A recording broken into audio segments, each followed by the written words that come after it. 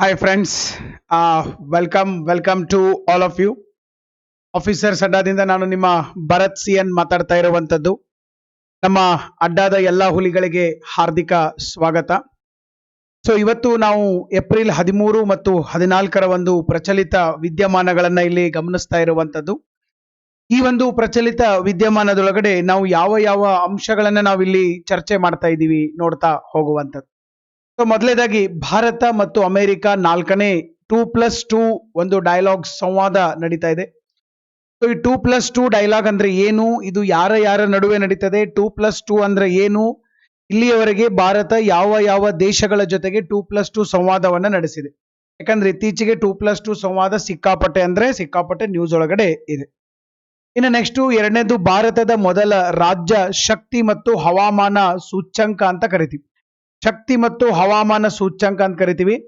So ಇದನ್ನ ಬಿಡುಗಡೆ ಮಾಡಿದವರು ಯಾರು? ನಮ್ಮ ನೀತಿ ಆಯೋಗದವರು, national institute for transforming India. NITI ಆಯೋಗದ ಈ ಒಂದು ಸೂಚ್ಯಂಕದ ಬಗ್ಗೆ ನಾವು ನೋಡೋಣ. ಯಾವುದರ ಬಗ್ಗೆ ಇವರು ರ್ಯಾಂಕಿಂಗ್ ಅನ್ನ ಕೊಡ್ತಾರೆ, ಅದರೊಳಗಡೆ ಮೊದಲ 3 ರಾಜ್ಯಗಳ್ಯಾವು, ಕೊನೆಯ 3 ರಾಜ್ಯಗಳ್ಯಾವು, ಮತ್ತೆ ನಮ್ಮ ಕರ್ನಾಟಕ ಯಾವ ಸ್ಥಾನದಲ್ಲಿದೆ, ಎಲ್ಲವನ್ನ ಸಮಗ್ರವಾಗಿ ಇಲ್ಲಿ ನಾವು ನೋಡ್ತಾ ಹೋಗುವಂತದ್ದು. ನೆಕ್ಸ್ಟ್ ವಿದೇಶಿ ಸಾಲ ಮರುಪಾವತಿ ಸಾಧ್ಯನೇ ಇಲ್ಲ ಅಂತ ಹೇಳ್ಬಿಟ್ರು ಶ್ರೀಲಂಕಾದವ್ರ ಕೈ ಎತ್ತಿ ಬಿಟ್ರು. ಓಕೆ, ಸೊ ಒಂದ್ ಕಡೆ ಚೈನಾ ಕಡೆಯಿಂದ ಸಾಲ ತಗೊಂಡಿದ್ದಾರೆ, ಅತಿ ಹೆಚ್ಚು ಚೈನಾ ಸಾಲ ಕೊಟ್ಟಿದೆ, ಜಪಾನ್ದವರು ಸಾಲ ಕೊಟ್ಟಿದ್ದಾರೆ, ಭಾರತ ದೇಶನೂ ಸಾಲ ಕೊಟ್ಟಿದೆ. ಸೊ ನಾವೆಲ್ಲರೂ ಸಾಲ ಕೊಟ್ಟಿದೀವಿ. ಈಗಂತೂ ಅವ್ರು ಹೇಳ್ಬಿಟ್ಟಿದ್ದಾರೆ ವಿದೇಶಿ ವಿದೇಶಿ ಸಾಲವನ್ನ ಮರುಪಾವತಿ ಮಾಡಕ್ ಆಗುದಿಲ್ಲ, ನೀವು ಕೇಳಾಕ ಹೋಗ್ಬೇಡ್ರ ಅಂತ ಹೇಳ್ಬಿಟ್ರ ಅವ್ರು. ಅಗ್ದಿ ಕರಾರುವಾಗಿ ಹೇಳಬಿಟ್ಟಿದ್ದಾರೆ. ಇಲ್ಲಿವರೆಗೆ ನೋಡುನು ಕೊಡ್ತೀವಿ, ಅವತ್ ಕೊಡ್ತೀವಿ ಇವತ್ ಕೊಡ್ತೀವಿ ಅಂತ ಹೇಳ್ಕೊತ ಬಂದಿದ್ರು. ಈಗಂತೂ ಅಗ್ದಿ ಕ್ಲಿಯರ್ ಆಗಿ ಹೇಳ್ಬಿಟ್ಟಿದಾರ ನನಗಂತೂ ಕೊಡಕ್ ಆಗುದಿಲ್ಲ ಅಂತ. ಅಂತ ಒಂದು ಸಂದಿಗ್ಧ ಪರಿಸ್ಥಿತಿ ಒಳಗಡೆ ಇವತ್ತು ಶ್ರೀಲಂಕಾ ಬಂದಿದೆ. ಇಷ್ಟಾದ್ರೂ ಕೂಡ ಮತ್ತೊಂದು ದೇಶ ನಾವು ಇನ್ನೂ ಆದ್ರೂ ಸಾಲ ಕೊಡೋರನ್ನ ಶ್ರೀಲಂಕಾಕ್ ಅಂತೇಳಿ ಅವರು ಜಿದ್ದಿಗೆ ಬಿದ್ದಿದ್ದಾರೆ. ಆ ದೇಶ ಯಾವುದು ಏನು ಅದರ ಬಗ್ಗೆ ನೋಡೋಣ. ಇನ್ನು ನೆಕ್ಸ್ಟ್ ಇಂಗ್ಲಿಷ್ಗೆ ಹಿಂದಿ ಪರ್ಯಾಯವಲ್ಲ. ಸೊ ಇಂಗ್ಲಿಷ್ ಭಾಷೆಯ ಬದಲಾಗಿ ಹಿಂದಿಯನ್ನ ತರೋದು, ದಕ್ಷಿಣದ ರಾಜ್ಯಗಳ ಮೇಲೆ ಹಿಂದಿ ಏರಿಕೆ ಮಾಡೋದು ಇದು ತರವಲ್ಲ ಅಂತ ಹೇಳಿ ಒಂದು ಪ್ರಜಾವಾಣಿ ಒಳಗಡೆ ಆರ್ಟಿಕಲ್ ಬಂದಿದೆ. ಅದರ ಮೇಲೆ ನಾವು ಡಿಸ್ಕಸ್ ಮಾಡ್ತಾ ನಮ್ಮ ಭಾರತೀಯ ಭಾಷೆಗಳು, ಸಂವಿಧಾನದಲ್ಲಿರ್ತಕ್ಕಂಥ ಭಾಷೆಗಳು, ಅದರ ಬಗ್ಗೆ ಭಾಷೆಯ ಬಗ್ಗೆ ಸ್ವಲ್ಪ ಜ್ಞಾನವನ್ನ ತೆಗೆದುಕೊಳ್ಳೋಣ. ಇನ್ನು April 13, 1919 it was a incident of Jallianwala ವಾಲಾಬಾಗ್ ಮಸಕ್ಕರ್. ಜಲಿಯನ್ ವಾಲಾಬಾಗ್ ಹತ್ಯಾಕಾಂಡ ನಡೀತು. ಸೊ ಅದರ ಬಗ್ಗೆ ನಾವು ಇಲ್ಲಿ ಚರ್ಚೆಯನ್ನ ಮಾಡ್ತಾ ಹೋಗೋಣ. ನೆಕ್ಸ್ಟ್ ಡಾಕ್ಟರ್ BR ಅಂಬೇಡ್ಕರ್, ನಮ್ಮ ಸಂವಿಧಾನ ಶಿಲ್ಪಿ ಡಾಕ್ಟರ್ BR ಅಂಬೇಡ್ಕರ್ ಅವರ ಜನ್ಮದಿನ ಏಪ್ರಿಲ್ 14ನೇ ತಾರೀಕು. ಅಂಬೇಡ್ಕರ್ ಅವರ ಜಯಂತಿಯನ್ನ ನಾವು ದೇಶಾದ್ಯಂತ ಆಚರಣೆಯನ್ನ ಮಾಡಿದೀವಿ. ಅವರು ನಮ್ಮ ಸಂವಿಧಾನಕ್ಕೆ, ನಮ್ಮ ಭಾರತದ ಆಡಳಿತ ವ್ಯವಸ್ಥೆಗೆ, ನಮ್ಮ ಸ್ವಾತಂತ್ರ್ಯ ಹೋರಾಟಕ್ಕೆ ಕೊಟ್ಟಂತ ಕೊಡುಗೆಗಳನ್ನ ಕುರಿತು ಕೆಲವೊಂದಿಷ್ಟು ಮಾಹಿತಿಗಳನ್ನ ನಾವು ನೋಡುವಂಥದ್ದು. ಅದಾದ್ಮೇಲೆ ನಮ್ಮೆಲ್ಲರ ಭಾರಿ ಫೇವರೇಟ್ ಆದಂತಹ ಒನ್ ಲೈನರ್ಸ್ ಅಥವಾ ಗೋಲ್ಡನ್ ಲೈನರ್ಸ್ ಅಂತ ಕರಿತೀವಿ, ಅವುಗಳನ್ನ ನೋಡೋಣ. ಅದಾದ್ಮೇಲೆ very very important, that is the golden thought. ಆ ಗೋಲ್ಡನ್ ಥಾಟ್ ಬಗ್ಗೆ ನಾವು ಡಿಸ್ಕಷನ್ ಅನ್ನ ಇಲ್ಲಿ ಮಾಡ್ತಾ ಹೋಗುವಂಥದ್ದು. ಸೊ ಅದಕ್ಕಿಂತ ಪೂರ್ವ ಭಾಗದೊಳಗಡೆ ಯಾರು ಆಫೀಸರ್ಸ್ ಅಡ್ಡ ಯೂಟ್ಯೂಬ್ ಮತ್ತೆ ಟೆಲಿಗ್ರಾಮ್ ಚಾನಲ್ಗೆ ಸರ್ ಜಾಯಿನ್ ಆಗಿಲ್ಲ, ಇಮಿಡಿಯೇಟ್ ಆಗಿ ಜಾಯಿನ್ ಆಗಕ್ ಸಾಧ್ಯ ಆಗಿರಬೇಕು. ಆಮೇಲೆ ನೆಕ್ಸ್ಟ್ ಪ್ರತಿದಿನದ ಪ್ರಚಲಿತ ವಿದ್ಯಮಾನಗಳು. ಸೊ ಇವುಗಳನ್ನ ನಾವು ಟೋಟಲ್ ಆಗಿ 13 ದಿನಪತ್ರಿಕೆಗಳಿಂದ ಇವುಗಳನ್ನ ನಾವು ತೆಗೆದುಕೊಳ್ಳುವಂತ, ಟೋಟಲ್ ಆಗಿ 13 ನ್ಯೂಸ್ ಪೇಪರ್ ಗಳಿಂದ ನಾವು ಇದನ್ನ ತೆಗೆದುಕೊಳ್ತೀವಿ. ಇದು KS ಇಂದ ಹಿಡ್ಕೊಂಡು IAS ಇಂದ ಹಿಡ್ಕೊಂಡು PSI, PC, ಬ್ಯಾಂಕಿಂಗ್ ವರೆಗೆ ಎಲ್ಲ ಸ್ಪರ್ಧಾತ್ಮಕ ಪರೀಕ್ಷೆಗಳಿಗೆ ಉಪಯುಕ್ತವಾಗುವಂತ ಕನ್ನಡ ಮಾಧ್ಯಮದ ಪ್ರಚಲಿತ ವಿದ್ಯಮಾನಗಳನ್ನ ಕೊಡ್ತಾ ಇದ್ವಿ.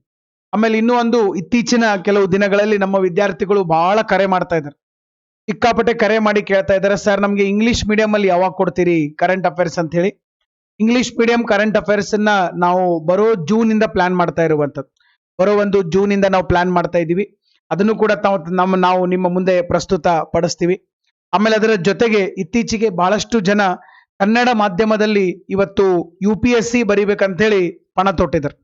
ಕನ್ನಡ ಮಾಧ್ಯಮದಲ್ಲಿ UPSC ಪರೀಕ್ಷೆಯನ್ನ ಇಲ್ಲಿವರೆಗೂ ಆಗಿಲ್ಲ ಅಂತಲ್ಲ, ಇಲ್ಲಿವರೆಗೆ ಕೆಲವು ಜನ ಆಗಿದ್ದಾರೆ, ಬಟ್ ಬೆರಳೆಣಿಕೆಯಷ್ಟು ಜನ ಮಾತ್ರ ಪ್ಯೂರ್ ಕನ್ನಡದಲ್ಲಿ ಬರೆದವರಿದ್ದಾರೆ. ಮುಂದಿನ ದಿನಗಳಲ್ಲಿ ಕನ್ನಡದಲ್ಲಿ ಬರೆದು ಆಗೋರ ಸಂಖ್ಯೆ ಜಾಸ್ತಿ ಆಗಬೇಕು. ಸೊ ಅದಕ್ಕೆ ಕೆಲವೊಂದಷ್ಟು ನಮಗೆ ಸ್ಟ್ರಾಟಜಿ ವಿಡಿಯೋಗಳನ್ನ ಮಾಡ್ರಿ ಅಂತ ಹೇಳ್ತಾ ಇದ್ದಾರೆ. ಅದನ್ನು ಕೂಡ ನಾವು ಮಾಡೋಣ. ಯಾಕಂದ್ರೆ ಇತ್ತೀಚಿನ ದಿನಗಳಲ್ಲಿ ನಮ್ಮ ವಿದ್ಯಾರ್ಥಿಗಳಲ್ಲಿ ಒಳ್ಳೆಯ ಒಂದು ನಾಲೆಡ್ಜ್ ಬರ್ತಾ ಇದೆ, ಒಳ್ಳೆಯ ಒಂದು ಕಾನ್ಫಿಡೆನ್ಸ್ ಬರ್ತಾ ಇದೆ. ನಾವು ಪ್ರಯತ್ನ ಮಾಡೋದೇ ಸರಿ. ನಾವು ಜಾಬ್ ಬಿಟ್ಟು ಅಥವಾ ಏನೋ ಕಷ್ಟದಲ್ಲಿ ಇದ್ಕೊಂಡು ಇಷ್ಟೆಲ್ಲಾ ಪ್ರಯತ್ನವನ್ನ ಮಾಡ್ತೀವಿ. ಇಷ್ಟೆಲ್ಲಾ ಪ್ರಯತ್ನ ಮಾಡಿ ಇನ್ನೊಂದು ಸ್ವಲ್ಪ ಪ್ರಯತ್ನ ಮಾಡಿದ್ರೆ UPSCನೇ ಮಾಡ್ಬೋದಲ್ಲಪ್ಪ, ಪ್ರತಿ ವರ್ಷ ಕಾಲ್ಫಾರ್ಮ್ ಆಗುವಂತ ಈ ಒಂದು ದೇಶದಲ್ಲಿ ಪ್ರತಿ ವರ್ಷ ಕಾಲ್ಫಾರ್ಮ್ ಆಗುವಂತ ಏಕೈಕ ಎಕ್ಸಾಮ್ ಅಂತಂದ್ರೆ ದಟ್ ಈಸ್ UPSC. ಅದನ್ನ ಕನ್ನಡದಲ್ಲೂ ಬರೆಯಕ್ಕೆ ಅವಕಾಶ ಇದೆ. ನಮ್ಮ ಕನ್ನಡ ಸಾಹಿತ್ಯವನ್ನ ತಗೋಬಹುದು. ಸೊ ಹಿಂಗೆಲ್ಲ ಇರೋದ್ರಿಂದ ಬಹಳಷ್ಟು ವಿದ್ಯಾರ್ಥಿಗಳು ಒಂದು ಒಲವನ್ನ ತೋರಿಸ್ತಾ ಇದ್ದಾರೆ. ಅದಕ್ಕಾಗಿ ಒಂದು ಯಾವ ರೀತಿಯಾದ ಎಕ್ಸಾಮ್ ಇರ್ತದೆ, ಯಾವ ರೀತಿ ನೀವು ಸ್ಟ್ರಾಟಜಿಗಳನ್ನ ಮಾಡ್ಕೋಬೇಕು, ಕನ್ನಡ ಮೀಡಿಯಂ ಅಲ್ಲಿ ಓದೋರ್ಗೆ ಏನೇನ್ ಪ್ರಾಬ್ಲಮ್ಗಳು ಬರ್ತಾವ ಅದೆಲ್ಲದರ ಬಗ್ಗೆ ಮುಂಬರುವ ದಿನಗಳಲ್ಲಿ ಕೆಲವು ವಿಡಿಯೋಗಳ ಮೂಲಕ ನನಗೆ ಗೊತ್ತಿದ್ದಷ್ಟ ಮಾಹಿತಿಯನ್ನ ಜೊತೆ ಶೇರ್ ಮಾಡ್ಕೊಳಕ್ ನಾನು ಬಯಸ್ತಾ ಇದ್ದೀನಿ. ತಾವು ಕೂಡ ಎಲ್ಲರೂ ಆ ಒಂದು ವಿಡಿಯೋಗಳಿಗೆ ಕಾತುರದಿಂದ ಕಾಯ್ತಾ ಇದ್ದೀರಿ ಅಂತ ಹೇಳಿ ಅನ್ಕೊಂಡಿದ್ದೀನಿ. ಇನ್ನ ಅಡ್ಡಾ 360 ಬ್ರ್ಯಾಂಡ್, ನಾವು ಯಾವುದೇ ಒಂದು ಪ್ರಚಲಿತ ವಿದ್ಯಮಾನ ಇರಲಿ ಏನೇ ಇರಲಿ ಅದನ್ನ ಒಟ್ಟ ನಾವು ಹೆಂಗ್ ಮಾಡ್ಬೇಕಪ್ಪ ಅಂತಂದ್ರೆ 360 ಡಿಗ್ರಿ ಆಂಗಲ್ ಒಳಗಡೆ ಅದನ್ನ ನಾವು ಮುಗಿಸ್ಬೇಕು. ಎಲ್ಲಾ ಆಯಾಮಗಳಿಂದ ಅದನ್ನ ನಾವು ಡಿಸ್ಕಷನ್ ಮಾಡ್ತಾ ಹೋಗಿರ್ಬೇಕು. ಇನ್ನು ನೆಕ್ಸ್ಟ್ ಆಫೀಸರ್ಸ್ ಅಡ್ಡಾ ಟೆಲಿಗ್ರಾಮ್ ಚಾನಲ್ ಇದೆ. ಇಲ್ಲಿ ನಾನೀಗ ಏನೇನು ಡಿಸ್ಕಸ್ ಮಾಡಿರ್ತೀನಲ್ಲ ಇದನ್ನೆಲ್ಲಾನು ನಾನು ಟೆಲಿಗ್ರಾಮ್ ಚಾನಲ್ ಒಳಗಡೆ ಹಾಕಿರ್ತೀನಿ PDF ಫಾರ್ಮೆಟ್ ಒಳಗಡೆ. ಅಲ್ಲಿಂದ ತಾವು ಅದನ್ನ ತೆಗೆದುಕೊಳ್ಳಕ್ ಸಾಧ್ಯ ಆಗಿರ್ಬೇಕು. ಮತ್ತೆ ನಮ್ಮ ಪೊಲೀಸ್ ಕಾನ್ಸ್ಟೇಬಲ್ ಬ್ಯಾಚ್ ಬಗ್ಗೆ ನೀವು ತಿಳ್ಕೊಬೇಕಂದ್ರೆ ನಮ್ಮ ಆಫೀಸ್ ನಂಬರ್ ಇದೆ, ಕಾಂಟ್ಯಾಕ್ಟ್ ಮಾಡಿರ್ಬೋದು. ಮತ್ತೆ ನಾಳೆಯಿಂದ PDO ಕ್ರಾಶ್ ಕೋರ್ಸ್ ಶುರು ಆಗ್ತಾ ಇದೆ. PDO ಕ್ರಾಶ್ ಕೋರ್ಸ್ ಇದರೊಳಗಡೆ ಕನ್ನಡ, ಇಂಗ್ಲಿಷ್ ಗ್ರಾಮರು, ಕಂಪ್ಯೂಟರು ಮತ್ತೆ ಪಂಚಾಯತ್ ರಾಜ್. ಓಕೆ, ಸೊ ಇದೆಲ್ಲದರ ಕುರಿತಾಗಿ ಒಂದು ಬ್ಯಾಚ್ ಕ್ರಾಶ್ ಕೋರ್ಸ್ ಆರಂಭವಾಗ್ತಾ ಇದೆ. ಮತ್ತೆ ನಮ್ಮ ಕರ್ನಾಟಕದಲ್ಲಿ ಗ್ರೂಪ್ C ಟಾಪರ್ ಆದಂತಹ ನಮ್ಮ ವೀರಭದ್ರ ಸರ್ ಅವರು ಕೂಡ ಇಲ್ಲಿ ಗೌರವ ಸಲಹೆಗಾರರಾಗಿ ಈ ಒಂದು ಕೋರ್ಸ್ ಒಳಗಡೆ ಕೆಲಸ ಮಾಡ್ತಾ ಇರುವಂತದ್ದು. ಅದು ನಮಗೆಲ್ಲ ಬಹಳ ಹೆಮ್ಮೆಯ ವಿಷಯ ಅಂತಾನೆ ಹೇಳ್ಬೋದು. ಅದರ ಬಗ್ಗೆ ಯಾವುದೇ ಮಾಹಿತಿ ಬೇಕಂದ್ರೂ ಕೂಡ ಆಫೀಸ್ ನಂಬರ್ ಇದೆ. Next art of answer writing Telegram channel, ಈಗಾಗಲೇ ಸುಮಾರು 30,000ಕ್ಕೂ ಹೆಚ್ಚು ಜನ ಇದಾರ ಸರಿಯಾದ ಅದರ ಸದ್ಬಳಕೆಯನ್ನ ಮಾಡ್ಕೊತಾ ಇದ್ದಾರೆ. ನೋಡ್ರಿ, ಓದೋ ಹುಡುಗರು ಓದಾಕತ್ತಾರ, ಸರಿಯಾಗಿ ಅದನ್ನ ಉಪಯೋಗ ಮಾಡ್ಕೊತಾ ಇದಾರ. ಆನ್ಲೈನ್ ಪ್ಲಾಟ್ಫಾರ್ಮ್ಗಳು, ಆಫ್ಲೈನ್ ಪ್ಲಾಟ್ಫಾರ್ಮ್ಗಳು ಸರಿಯಾಗಿ ಅದನ್ನ ಬಳಕೆ ಮಾಡ್ಕೊತಾ ಇದ್ದಾರೆ. ನೀವು ಕೂಡ ಆ ಒಂದು ಸಾಲಿನಲ್ಲಿ ಬರಬೇಕು. ಅನಾವಶ್ಯಕ ಟೈಮ್ ವೇಸ್ಟ್ ಮಾಡ್ಲಾರ್ದೆ ಇಮಿಡಿಯೇಟ್ ಆಗಿ ಅಲ್ಲಿ ಬಂದು ಅದನ್ನ ಓದಿ ಇದನ್ನೆಲ್ಲ ಸರಿಯಾಗಿ ಇದನ್ನ ಮಾಡ್ಕೊಳಕ್ ಸಾಧ್ಯ ಆಗಿರ್ಬೇಕು. ಇನ್ನ PSI translation English to Kannada sir, English ದಿಂದ ಕನ್ನಡಗೆ PSI ಟ್ರಾನ್ಸ್ಲೇಷನ್ ಇಲ್ಲಿ ಕೊಟ್ಟಿದೀವಿ. ಇದನ್ನ ನೀವೇನ್ ಮಾಡ್ಬೇಕಪ್ಪ ಅಂತಂದ್ರೆ ನಮ್ಗೆ ಟೆಲಿಗ್ರಾಮ್ ಚಾನಲ್ ಒಳಗಡೆ ಬರೆದು ನಮ್ಗೆ ಕಳ್ಸಕ್ ಸಾಧ್ಯ ಆಗಿರ್ಬೇಕು. ಇನ್ನ ಇವತ್ತಿನ ಒಂದು ಗೋಲ್ಡನ್ ಥಾಟ್ ಅನ್ನ ನಾನು ಈ ಕ್ಲಾಸ್ ಎಂಡಿಗೆ ಹೇಳುವಂತದ್ದು ಗೋಲ್ಡನ್ ಥಾಟ್ ಅಂತ ಕರಿತೀವಿ. ಯುವರ್ ಫ್ಯೂಚರ್, ನಮ್ಮ ಭವಿಷ್ಯದ ಬಗ್ಗೆ ಒಂದು ಇದನ್ನ ಹೇಳ್ಬೇಕಂತ ಮಾಡಿದ್ದೀನಿ ನಾನು. ಏನಪ್ಪಾ ಅಂತಂದ್ರ ಗೋಲ್ಡನ್ ಥಾಟ್, ನಿಮ್ಮ ಭವಿಷ್ಯ ಏನು? ಬಹಳ ಮಂದಿ ಕೇಳ್ತಿರ್ತೀರಿ, ನೀವು ಭವಿಷ್ಯ ಕೇಳ್ತಿರ್ತೀರಿ, ಬೇರೆ ಬೇರೆ ಸ್ವಾಮೀಜಿಗಳ ಕಡೆ ಅವ್ರ ಕಡೆ ಇವ್ರ ಕಡೆ ಹೋಗಿ ಭವಿಷ್ಯ ಕೇಳ್ತಿರ್ತೀರಿ. ಅದಕ್ಕೆ ನಿಮ್ಗೆ ಯಾರಿಗೆ ನಿಮ್ಮ ಭವಿಷ್ಯ ತಿಳ್ಕೊಬೇಕನ್ನೋ ಕುತೂಹಲ ಇದೆ, ಇವತ್ತು ಲಾಸ್ಟ್ ಇದು ಕ್ಲಾಸ್ ಮುಗಿಯೋವರೆಗೂ ವೇಟ್ ಮಾಡ್ರಿ. ನಿಮ್ಮ ಭವಿಷ್ಯ ಓಕೆ, ಸೊ ನಿಮಗೆ ತಿಳಿಸ್ತೀವಿ. ತಿಳ್ಕೊಳ್ಳುವಂತ ಒಂದು ಮಾಸ್ಟರ್ ಟ್ರಿಕ್ಸ್, ಒಂದು ಸ್ಟ್ರಾಟಜಿಯನ್ನ ನಿಮ್ಗೆ ಹೇಳ್ತೀನಿ. ಇನ್ನು ನೆಕ್ಸ್ಟ್ ಆಫೀಸರ್ಸ್ ಅಡ್ಡಾ ಲರ್ನಿಂಗ್ ಆಪ್ ಕೂಡ ಇದೆ. ತಾವು ಡೌನ್ಲೋಡ್ ಮಾಡ್ಕೊಂಡು ಸಾಕಷ್ಟು ಬ್ಯಾಚ್ ಕೋರ್ಸ್ಗಳಿದಾವೆ, ತಗೊಳಕ್ ಸಾಧ್ಯ ಆಗಿರ್ಬೇಕು. ಸೊ ಇನ್ನ let's start the class with a full ಜೋಶ್ ಅಂಡ್ ಫುಲ್ ಎಂಥೂಸಿಯಾಸಮ್. ಫುಲ್ ಜೋಶ್ ಒಳಗಡೆ ಇವತ್ತಿನ ಒಂದು ತರಗತಿಯನ್ನ ನಾವು ಆರಂಭ ಮಾಡೋಣ. ಸರ್, ಮೊದಲೇದಾಗಿ ನಮ್ಮ ಜೈಶಂಕರ್, ಭಾರತದ ವಿದೇಶಾಂಗ ಸಚಿವರು ಜೈಶಂಕರ್ ಅವರು ಮತ್ತೆ ನಮ್ಮ ರಕ್ಷಣಾ ಸಚಿವರು ರಾಜನಾಥ್ ಸಿಂಗ್, ಇವರಿಬ್ರು ಈಗ ಅಮೆರಿಕ ಪ್ರವಾಸದಲ್ಲಿದ್ದಾರೆ. ಅಮೆರಿಕಕ್ಕೆ ಹೋಗಿ 2+2 ಡೈಲಾಗ್ ಅನ್ನ ಮಾಡ್ತಾ ಇದ್ದಾರೆ. ಇದನ್ನ ನೆನ್ಪಿಟ್ಕೊಡ್ರಿ, ಇದು ಇತ್ತೀಚೆಗೆ ಬಹಳ ಅಂದ್ರೆ ಬಹಳ ನ್ಯೂಸ್ ಅಲ್ಲಿ ಬರ್ತಾ ಇದೆ. 2+2 ಅಂತಂದ್ರೆ ಏನಪ್ಪಾ ಇದು? 2+2 ಅಂತಂದ್ರೆ ಏನು? ಇಲ್ಲಿ ಬರ್ದಿರ್ತಾರೆ ನೋಡ್ರಿ. 2+2 ಇಲ್ಲಿ ನಮ್ಮ ಕಡೆದವ್ರು ಇಬ್ರು ಇದಾರ. ಓಕೆ, ಸೊ ಒಂದು ರಾಜನಾಥ್ ಸಿಂಗ್ ಇದಾರ, ಇನ್ನೊಂದು ಜೈಶಂಕರ್ ಅವರು ಇದಾರೆ. ಜೈಶಂಕರ್ ಅವ್ರು ಏನು? ಭಾರತದ ವಿದೇಶಾಂಗ ಸಚಿವರು. ನಮ್ಮ ರಕ್ಷಣಾ ಸಚಿವರು ಯಾರು? ರಾಜನಾಥ್ ಸಿಂಗ್ ಅವರು. ನಮ್ಮ ರಕ್ಷಣಾ ಸಚಿವರು defence minister, external affairs minister ಇಬ್ರು ಭಾರತದಿಂದ. ಸೇಮ್ ಅಮೆರಿಕಾದಿಂದ ಕೂಡ ಒಬ್ರು ಡಿಫೆನ್ಸ್ ಮಿನಿಸ್ಟರ್, ಒಬ್ರು ಯಾರು? External affairs minister. ಅವ್ರಿಬ್ರು, ನಾವಿಬ್ರು. ಇದರ 2+2 ಡೈಲಾಗ್ ಅಂತ ಹೇಳಿ ಮಾಡಿರುವಂತ 2+2 ಡೈಲಾಗ್ಸ್. 2+2 ಅಂತಂದ್ರೆ ಏನನ್ನೋದು ನಿಮಗೆ ಗೊತ್ತಾಗಿದೆ ಅಂತ ಹೇಳಿ ನಾನು ಭಾವಿಸಿದ್ದೀನಿ. ಈಗ ಭಾರತ ಮತ್ತು ಅಮೆರಿಕ ನಡು ನಡೀತಾ ಇದೆ ಯಾವುದು? 2+2 ಡೈಲಾಗ್ ಎಲ್ಲಿ ನಡೀತಾ ಇದೆ? ಭಾರತ ಮತ್ತು ಅಮೆರಿಕ ನಡುವೆ ನಡೀತಾ ಇದೆ. ಎಲ್ಲಿ ನಡೀತಾ ಇದೆ? ಅಮೆರಿಕನ್ ಕ್ಯಾಪಿಟಲ್ ವಾಷಿಂಗ್ಟನ್ DC ಒಳಗಡೆ ಇದು ನಡೀತಾ ಇರುವಂತದ್ದು 2+2 ಸಂವಾದ. ಸರ್, ಅಮೆರಿಕಾದ ಕ್ಯಾಪಿಟಲ್ ವಾಷಿಂಗ್ಟನ್ DC ಒಳಗಡೆ ಸರ್ ಇದು ನಡೀತಾ ಇರುವಂತದ್ದು. ನೆಕ್ಸ್ಟ್, ಭಾರತದ ವಿದೇಶಾಂಗ ವ್ಯವಹಾರಗಳು ಮತ್ತು ರಕ್ಷಣಾ ಮಂತ್ರಿಗಳು ಎಸ್ ಜೈಶಂಕರ್ ಮತ್ತು ರಾಜನಾಥ್ ಸಿಂಗ್. ವಿದೇಶಾಂಗ ವ್ಯವಹಾರ ರಾಜನಾಥ್ ಸಿಂಗ್ ಇಲ್ಲ, ಇವರು ಜೈಶಂಕರ್ ಇದಾರೆ. ಡಿಫೆನ್ಸ್ಗೆ ನಮ್ಮ ರಾಜನಾಥ್ ಸಿಂಗ್ ಜಿ ಅವರು ಇದ್ದಾರೆ. ಇವರಿಬ್ರು ಸೇರ್ಕೊಂಡು ಅಮೆರಿಕಾದ ರಕ್ಷಣಾ ಸಚಿವರು ಮತ್ತೆ ವಿದೇಶಾಂಗ ಕಾರ್ಯದರ್ಶಿ ಜೊತೆಗೆ ಚರ್ಚೆಯನ್ನ ಮಾಡ್ತಾ ಇದ್ದಾರೆ. That is Antony Blinken. ಯಾರಿವರು? ನಮ್ಮ external affairs minister of United States. ಆಮೇಲೆ ರಕ್ಷಣಾ ಕಾರ್ಯದರ್ಶಿ ಲಾಯ್ಡ್ ಆಸ್ಟಿನ್. ಇವ್ರ ಜೊತೆಗೆ ಈ ಒಂದು ಚರ್ಚೆಯನ್ನ ಮಾಡ್ತಾ ಇದ್ದಾರೆ. ಅದಕ್ಕೆ ನಾವು 2+2 ಡೈಲಾಗ್ ಅಂತ ಹೇಳಿ ಕರಿತೀವಿ. ಸರ್ ಇಲ್ಲಿ ನೋಡ್ರಿ, ಭಾರತ ಮತ್ತು ಇತರ ಮಿತ್ರ ರಾಷ್ಟ್ರಗಳ ನಡುವೆ 2+2 ಡೈಲಾಗ್ ನಡೀತು. ಯಾವಾಗಿದ್ರು ನಮಗೆ ಅಗ್ದಿ ಕ್ಲೋಸ್ ಯಾರ ಸಂಬಂಧ ಇರ್ತಾವ, ಭಾರಿ ಬೆಸ್ಟ್ ದೇಶಗಳು ಇರ್ತಾವಲ್ಲ, ಅಂತ ದೇಶಗಳ ಜೊತೆಗೆ ಈ 2+2 ಡೈಲಾಗ್ ಅನ್ನ ನಡೆಸ್ತಿರ್ತಾರೆ. ಸೊ ಇಲ್ಲಿ ನೋಡ್ರಿ, ಈ 2+2 ಸಂವಾದ ಏನೈತಲ್ಲ, ಭಾರತದ ವಿದೇಶಾಂಗ ಮತ್ತು ರಕ್ಷಣಾ ಮಂತ್ರಿಗಳು ಮತ್ತು ಅದರ ಮಿತ್ರ ರಾಷ್ಟ್ರಗಳ ಒಂದು ಕಾರ್ಯತಂತ್ರ ಭದ್ರತಾ ವಿಷಯಗಳ ನಡುವೆ ಇದನ್ನ ನಡೆಸ್ತಾರೆ. ಎರಡೂ ಕಡೆದವರು ಬರ್ತಾರೆ, ಬಹಳ ಸೂಕ್ಷ್ಮವಾಗಿ ಕೆಲವು ವಿಷಯಗಳನ್ನ ಗಣನೆಗೆ ತೆಗೆದುಕೊಂಡು ಇಲ್ಲಿ ಕೆಲವು ಒಪ್ಪಂದಗಳನ್ನ ಮಾಡ್ತಾ ಹೋಗ್ತಾರೆ. ಮತ್ತೆ ಇಲ್ಲಿವರೆಗೆ ಭಾರತ ದೇಶ 4 ದೇಶಗಳೊಂದಿಗೆ ಅಥವಾ 4 ಮಿತ್ರ ರಾಷ್ಟ್ರಗಳೊಂದಿಗೆ ಈ ಒಂದು 2+2 ಡೈಲಾಗ್ಸ್ 2+2 ಸಂವಾದವನ್ನ ಮಾಡಿದವು. ಯಾವ್ಯಾವಪ್ಪ? ಒಂದನೇದ್ದು ಹಳೇದು US ಯುನೈಟೆಡ್ ಸ್ಟೇಟ್ಸ್, ಎರಡನೇದ್ದು ಸರ್ ಆಸ್ಟ್ರೇಲಿಯಾ, ಮೂರನೇದ್ದು ಜಪಾನ್ ಮತ್ತು ರಷ್ಯಾ. ಓಕೆ, ಸೊ ಈಗ ಇದ್ರೊಳಗಡೆ ರಷ್ಯಾ ಬಿಟ್ರೆ ಸರ್ ಇವ್ರು 3 ಜನ ಕ್ವಾಡ್ ಗುಂಪಿನೊಳಗಡೆ ಇರೋದು, ಸ್ವಲ್ಪ ನೆನ್ಪಿಟ್ಕೊಂಡ್ರೆ ಅಷ್ಟೇ. But Australia, America, Japan, Russia, total 4 ದೇಶಗಳ ಜೊತೆಗೆ ಭಾರತ ದೇಶ ಈವರೆಗೆ 2+2 ಡೈಲಾಗ್ಸ್ ಅನ್ನ ನಡೆಸಿರುವಂತದ್ದು.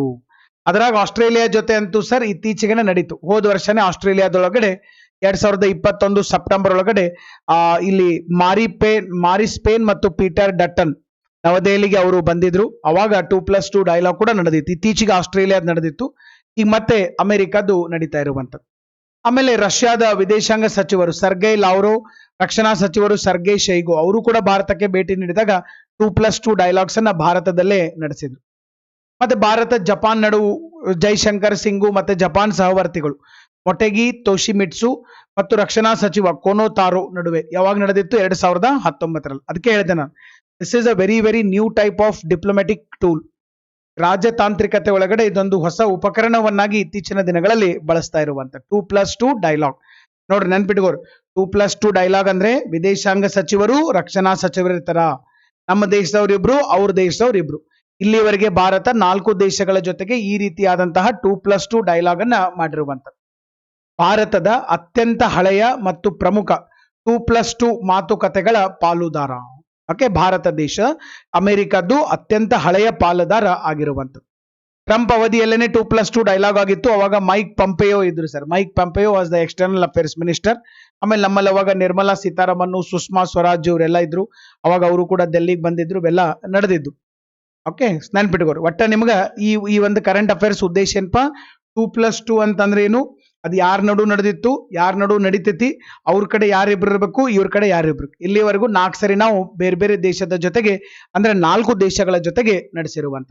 ಇಷ್ಟು ನಿಮಗೆ ಗೊತ್ತಿದ್ರೆ ಸಾಕು, ಇದಕ್ಕೆ ಬಿಟ್ಟು ಬೇರೆ ಏನು ಉಸಾಬರಿ ಬೇಕಾಗಿಲ್ಲ. ನೆಕ್ಸ್ಟ್, ಭಾರತದ ಮೊದಲ ರಾಜ್ಯ ಶಕ್ತಿ ಮತ್ತು ಹವಾಮಾನ ಸೂಚ್ಯಂಕ. ಸರ್ ಇನ್ನೊಂದು ಹೇಳಿರ್ತೀನಿ, ಇತ್ತೀಚೆಗೆ ನೀತಿ ಆಯೋಗದವರು ಬಹಳ ಸೂಚ್ಯಂಕಗಳನ್ನ ಬಿಡುಗಡೆ ಮಾಡ್ತಾ ಇದಾರೆ ಮತ್ತು ಕೆಲವು ಲಿಸ್ಟ್ ಗಳನ್ನ ಬಿಡುಗಡೆ ಮಾಡ್ತಾರೆ. ಆಸ್ಪಿರೇಷನಲ್ ಡಿಸ್ಟ್ರಿಕ್ಟ್ ಭಾರಿ ಚೆನ್ನಾಗಿ ಕೆಲಸ ಮಾಡ್ತಾ ಇರುವಂತ ಜಿಲ್ಲೆಗಳ ಲಿಸ್ಟ್ ಅನ್ನ ಬಿಡ್ತಾರ, ಹೌದಾ? So energy and climate index ಅನ್ನ ಬಿಡ್ತಾರ, ಆಮೇಲೆ ಸುಸ್ಥಿರ ನಗರಗಳ ಪಟ್ಟಿಯನ್ನ ಬಿಡ್ತಾರ. ಇವೆಲ್ಲ ಸ್ವಲ್ಪ ನೆನ್ಪಿಟ್ಕೋಬೇಕು, ಯಾಕಂದ್ರೆ ನೀತಿ ಆಯೋಗ ಸರ್ ಪ್ರೈವೇಟ್ ಅಲ್ಲ, ನಮ್ಮ ಗವರ್ಮೆಂಟ್ ಅಲ್ಲೇನೆ ಬರುವಂತದ್ದು. ಅವರು ಕೊಟ್ಟಂತಹ ಒಂದು ಈ ಸ್ಟೇಟ್ಮೆಂಟ್ಗಳು, ಕೊಟ್ಟಂತ ಕೆಲವೊಂದು ವರದಿಗಳು, ಕೆಲವೊಂದು ಸೂಚ್ಯಂಕಗಳು ಬಹಳ ಮಹತ್ವದ ಸ್ಥಾನವನ್ನ ಪಡ್ಕೋತಾವ. ಭಾರಿ ದೊಡ್ಡ ಥಿಂಕ್ ಟ್ಯಾಂಕ್ ಇರುವಂತದ್ದು, ಚಿಂತಕರ ಚಾವಡಿ. ಅದಕ್ಕೆ ಕೇಳೋ ಸಾಧ್ಯತೆಗಳು ಬಹಳ ಇದಾವ. ಏನಿದು ನೋಡ್ರಿ, SECI ಅಂತ ಕರಿತೀವಿ. SECI ಅಂದ್ರೇನು? State energy and climate index. State energy and climate index. ನಿಮಗೆ ನಾಳೆ SECIದು ಫುಲ್ ಫಾರ್ಮ್ನು ಕೇಳಬಹುದು. ಅದ್ರ ಫುಲ್ ಫಾರ್ಮ್ ಕೇಳಬಹುದು ಸರ್, ಯಾರಿಗ ಗೊತ್ತೈತೆ ಅದ್ರ ಫುಲ್ ಫಾರ್ಮ್ ಕೇಳಂಗಿಲ್ಲ ಅಂತೇಳಿ, ಅದನ್ನು ನೆನ್ಪಿಟ್ಕೊಂಡ್ಬೇಕು. Okay, state energy and climate index. ಇಲ್ಲಿ ಇಂಧನದ ದಕ್ಷತೆ ಅಂದ್ರೆ ಎನರ್ಜಿ ಅಂದ್ರೇನು? ಪವರ್. ಈ ನಮ್ಮ ದೇಶದೊಳಗಡೆ ಸರಿಯಾಗಿ ಹೆಂಗ್ ಇಂಧನಗಳನ್ನ ಬಳಸ್ತಾರ ಅದರ ಮೇಲೆ ಈ ಸೂಚ್ಯಂಕ ಕೊಟ್ಟಿರ್ತಾರೆ. ಇಂಧನದ ದಕ್ಷತೆ, ಎನರ್ಜಿ ಎಫಿಷಿಯನ್ಸಿ, ಹವಾಮಾನದ ಸ್ಥಿತಿ ಸ್ಥಾಪಕತ್ವ, ಕ್ಲೈಮೇಟ್ ರೆಸಿಲಿಯನ್ಸ್. ಆಮೇಲೆ ವಿವಿಧ ಆಯಾಮಗಳಲ್ಲಿ ನೀತಿ ಆಯೋಗ ಭಾರತದ ಮೊದಲ SECI ಅನ್ನು ಬಿಡುಗಡೆ ಮಾಡಿದೆ. ನಿಮಗೆ ನಾಳೆ ಕೇಳ್ಬೋದು, ಕೆಳಗಿನ ಯಾವ ಹೇಳಿಕೆಗಳು ನೀತಿ ಆಯೋಗದ ಕುರಿತಾಗಿ ಸರಿಯಾಗಿವೆ ಅಂತ ಕೊಟ್ಟು ಫಸ್ಟ್ ಇದನ್ನ ಕೇಳ್ಬೋದು. ಇತ್ತೀಚೆಗೆ SECI ಎಂಬ ವರದಿಯನ್ನ ನೀತಿ ಆಯೋಗ ಬಿಡುಗಡೆ ಮಾಡಿದೆ. ಈ ವರದಿಯು ನೀತಿ ಆಯೋಗದ ಇತಿಹಾಸದಲ್ಲೇ ಮೊದಲ ಬಾರಿಗೆ ಬಿಡುಗಡೆಯಾಗಿದೆ. ಯಾರಿಗೂ ಗೊತ್ತು ಕೇಳಬಹುದು, ಬಟ್ ಇದು ಎಲ್ಲೇ ರೈತ ಪಾಲಿಟಿ ಪುಸ್ತಕ ತೆಗಿರಿ ನೀವು. ಪಾಲಿಟಿ ಪುಸ್ತಕನಾಗ ತೆಗೆದ್ರೆ ನೀತಿ ಆಯೋಗ ಕೊಟ್ಟಿರ್ತಾರ ಅವ್ರು. ಬಟ್ ನೀತಿ ಆಯೋಗದ ಬಗ್ಗೆ ಕೊಟ್ಟಾಗ ಅಲ್ಲಿ ಈ ಒಂದು ಸೂಚ್ಯಂಕದ ಬಗ್ಗೆ ಐತಿ ಇಲ್ಲ. ಯಾಕೆ ಸರ್ ಈ ವರ್ಷ ನ್ಯೂಸ್ನಾಗ ಐತಿ ಇದು ಕರೆಂಟ್ ಅಫೈರ್ಸ್, ಎಲ್ಲಾ ಕಡೆ ಕರೆಂಟ್ ಅಫೈರ್ಸ್ ಬರ್ತಾ ಇತ್ತು. ಅದಕ್ಕಾಗಿ ಡೆಪ್ತ್ ಆಗಿ ಓದ್ಬೇಕು. ಸಿ ಲೆವೆಲ್ ಓದಿದ್ರೆ ಉಪಯೋಗ ಇಲ್ಲ. ಅರ್ಥ ಆಗತ್ತೆ ಅಂತ ಹೇಳಿದ್ದು ಸ್ವಲ್ಪ ಹೈ ಲೆವೆಲ್ ಓದ್ಬೇಕು. ನೀವು ಯಾವ ಎಕ್ಸಾಮ್ ಪ್ರಿಪೇರ್ ಆಗಿದ್ದಿರಲ್ಲ, ಪ್ರಿಪೇರ್ ಆಗ್ಬೇಕು ಮಾಡಿದ್ರಿ ಅದಕ್ಕಿಂತ ಒಂದು ಸ್ಟೆಪ್ ಮ್ಯಾಲ್ ಓದ್ಬೇಕು. Then you will qualify the exam. Next, ಹವಾಮಾನ ಮತ್ತು ಇಂಧನ ವಲಯದಲ್ಲಿ ರಾಜ್ಯಗಳು ಯುಟಿ ಅಂದ್ರೆ ಕೇಂದ್ರಾಡಳಿತ ಪ್ರದೇಶಗಳು, ಯೂನಿಯನ್ ಟೆರಿಟರಿ ಮಾಡಿದ ಪ್ರಯತ್ನಗಳನ್ನ ಪತ್ತೆ ಹಚ್ಚುವ ಗುರಿಯನ್ನ ಈ ಒಂದು ಸೂಚ್ಯಂಕ ಇಟ್ಟುಕೊಂಡಿದೆ. ಹವಾಮಾನ ಮತ್ತು ಇಂಧನದ ವಲಯದಲ್ಲಾದಂತಹ ಸುಧಾರಣೆಗಳು. ನೀತಿ ಆಯೋಗ ಭಾರತದ ಮೊಟ್ಟ ಮೊದಲ ರಾಜ್ಯ ಶಕ್ತಿ ಮತ್ತು ಹವಾಮಾನ ಸೂಚ್ಯಂಕವನ್ನ ಬಿಡುಗಡೆ ಮಾಡಿದೆ. ಕರೆಕ್ಟ್. ಇಡೀ ನಮ್ಮ ದೇಶದ ಸ್ಕೋರ್ 40.6. ಅರ್ಧಕ್ಕಿಂತ ಹೆಚ್ಚು ರಾಜ್ಯಗಳು ಸರಾಸರಿ ಹೆಚ್ಚಿನ ಅಂಕವನ್ನ ಗಳಿಸಿರುವಂತದ್ದು ಭಾರಿ ಬೆಸ್ಟ್, ಭಾರಿ ಖುಷಿ ಆಗುವಂತ ಒಂದು ವಿಚಾರ. ಇನ್ನ ಈ ರಿಪೋರ್ಟ್ ಬಗ್ಗೆ ನೋಡೋಣ sir. State energy and climate index fund 1. So ಇಲ್ಲಿ ನೋಡ್ರಿ, ಬೇರೆ ಬೇರೆ ರಾಜ್ಯಗಳ ಒಂದು ರ್ಯಾಂಕಿಂಗ್ ಅನ್ನ ಇಲ್ಲಿ ಸರ್ ಕೊಟ್ಕೊಂತ ಬರ್ತಾರ. ಇಲ್ಲಿ ನೋಡ್ರಿ, SECI ಸ್ಕೋರ್ ಪ್ರಕಾರ ರಾಜ್ಯದೊಳಗು 3 ಗುಂಪುಗಳನ್ನಾಗಿ ಮಾಡಿದ್ದಾರೆ ಸರ್. ಯಾವುದು? ಫ್ರಂಟ್ ಲೈನ್, ಮುಂಚೂಣಿಯಲ್ಲಿರೋರು, ಸಾಧಕರು ಮತ್ತು ಆಕಾಂಕ್ಷಿಗಳು ಅಂತ ಮಾಡಿದ್ದಾರೆ. ಮುಂಚೂಣಿಯಲ್ಲಿರೋ ಅಂದ್ರೆ ಈಗಾಗಲೇ ದೇ ಆರ್ ದ ಪಯೋನಿಯರ್. ಸಾಧಕರು ಅಂತಂದ್ರೆ ಆಲ್ರೆಡಿ ದೇ ಹ್ಯಾವ್ ಅಚೀವ್ಡ್. ಆಕಾಂಕ್ಷಿಗಳು ಅಂದ್ರೆ ಇನ್ನು ಮುಂದೆ ಅಚೀವ್ ಮಾಡೋರು, ಆಸ್ಪಿರೆಂಟ್ಸ್, ಆಸ್ಪಿರೇಷನ್ ಆತರ. ರಾಜ್ಯಗಳನ್ನ ವಿಂಗಡಣೆ ಮಾಡಿದ್ದಾರೆ ಸರ್. ಒಂದು 3 ಟೈಪ್ ವಿಂಗಡಣೆ ಮಾಡಿದಾರ. ಹೆಂಗಪ್ಪ ಅಂತಂದ್ರೆ ದೊಡ್ಡ ರಾಜ್ಯಗಳು, ಸಣ್ಣ ರಾಜ್ಯಗಳು ಮತ್ತು ಯುಟಿಗಳು. ಯುಟಿ ಅಂದ್ರೆ ಯೂನಿಯನ್ ಟೆರಿಟರಿ. ಅದಕ್ಕೆ ಸ್ಟೇಟ್ ವೈಸ್ ಟಾಪ್ ಪರ್ಫಾರ್ಮೆನ್ಸ್ ಅನ್ನ ಕೊಟ್ಕೊಂತ ಹೋಗಿದ್ದಾರೆ. ಅದ್ರಾಗ ನೀತಿ ಆಯೋಗದವ್ರು ಫಸ್ಟ್ ಏನ್ ಮಾಡ್ಯಾರ, ದೊಡ್ಡ ರಾಜ್ಯಗಳು. ದೊಡ್ಡ ರಾಜ್ಯದಾಗ ಗುಜರಾತ್ ಫಸ್ಟ್ ಐತಿ, 2ನೇದು ಕೇರಳ ಐತಿ, 3ನೇದು ಪಂಜಾಬ್. ಚಿಕ್ಕ ರಾಜ್ಯಗಳಲ್ಲಿ ನಿಮ್ಮ ಫೇವರೇಟ್ ಸ್ಟೇಟ್ ಗೋವಾ ಇದೆ. ಚಿಕ್ಕ ಗೋವಾ, ಗೋವಾ ಚಿಕ್ಕದು, ಮಹಿಮೆ ದೊಡ್ಡದು. ನೆಕ್ಸ್ಟ್ ಸರ್ ತ್ರಿಪುರಾ ರಾಜ್ಯ, ತ್ರಿಪುರಾ ಆದ್ಮೇಲೆ ಮಣಿಪುರ್. ಈ 3 ರಾಜ್ಯಗಳು ಚಿಕ್ಕ ರಾಜ್ಯಗಳಲ್ಲಿ ಹೆಚ್ಚಿನ ಸಾಧನೆಯನ್ನು ಮಾಡಿದೆ. ಇನ್ನು ಯುಟಿ ಒಳಗೆ ಯಾರು ಬರ್ತಾರಪ್ಪ? UT union territories sir, Chandigarh, Delhi, Daman, Diu, Dadra ಮತ್ತು ನಗರ್ ಹವೇಲಿ. ಸೊ ಇವರು ಬರ್ತಾರ.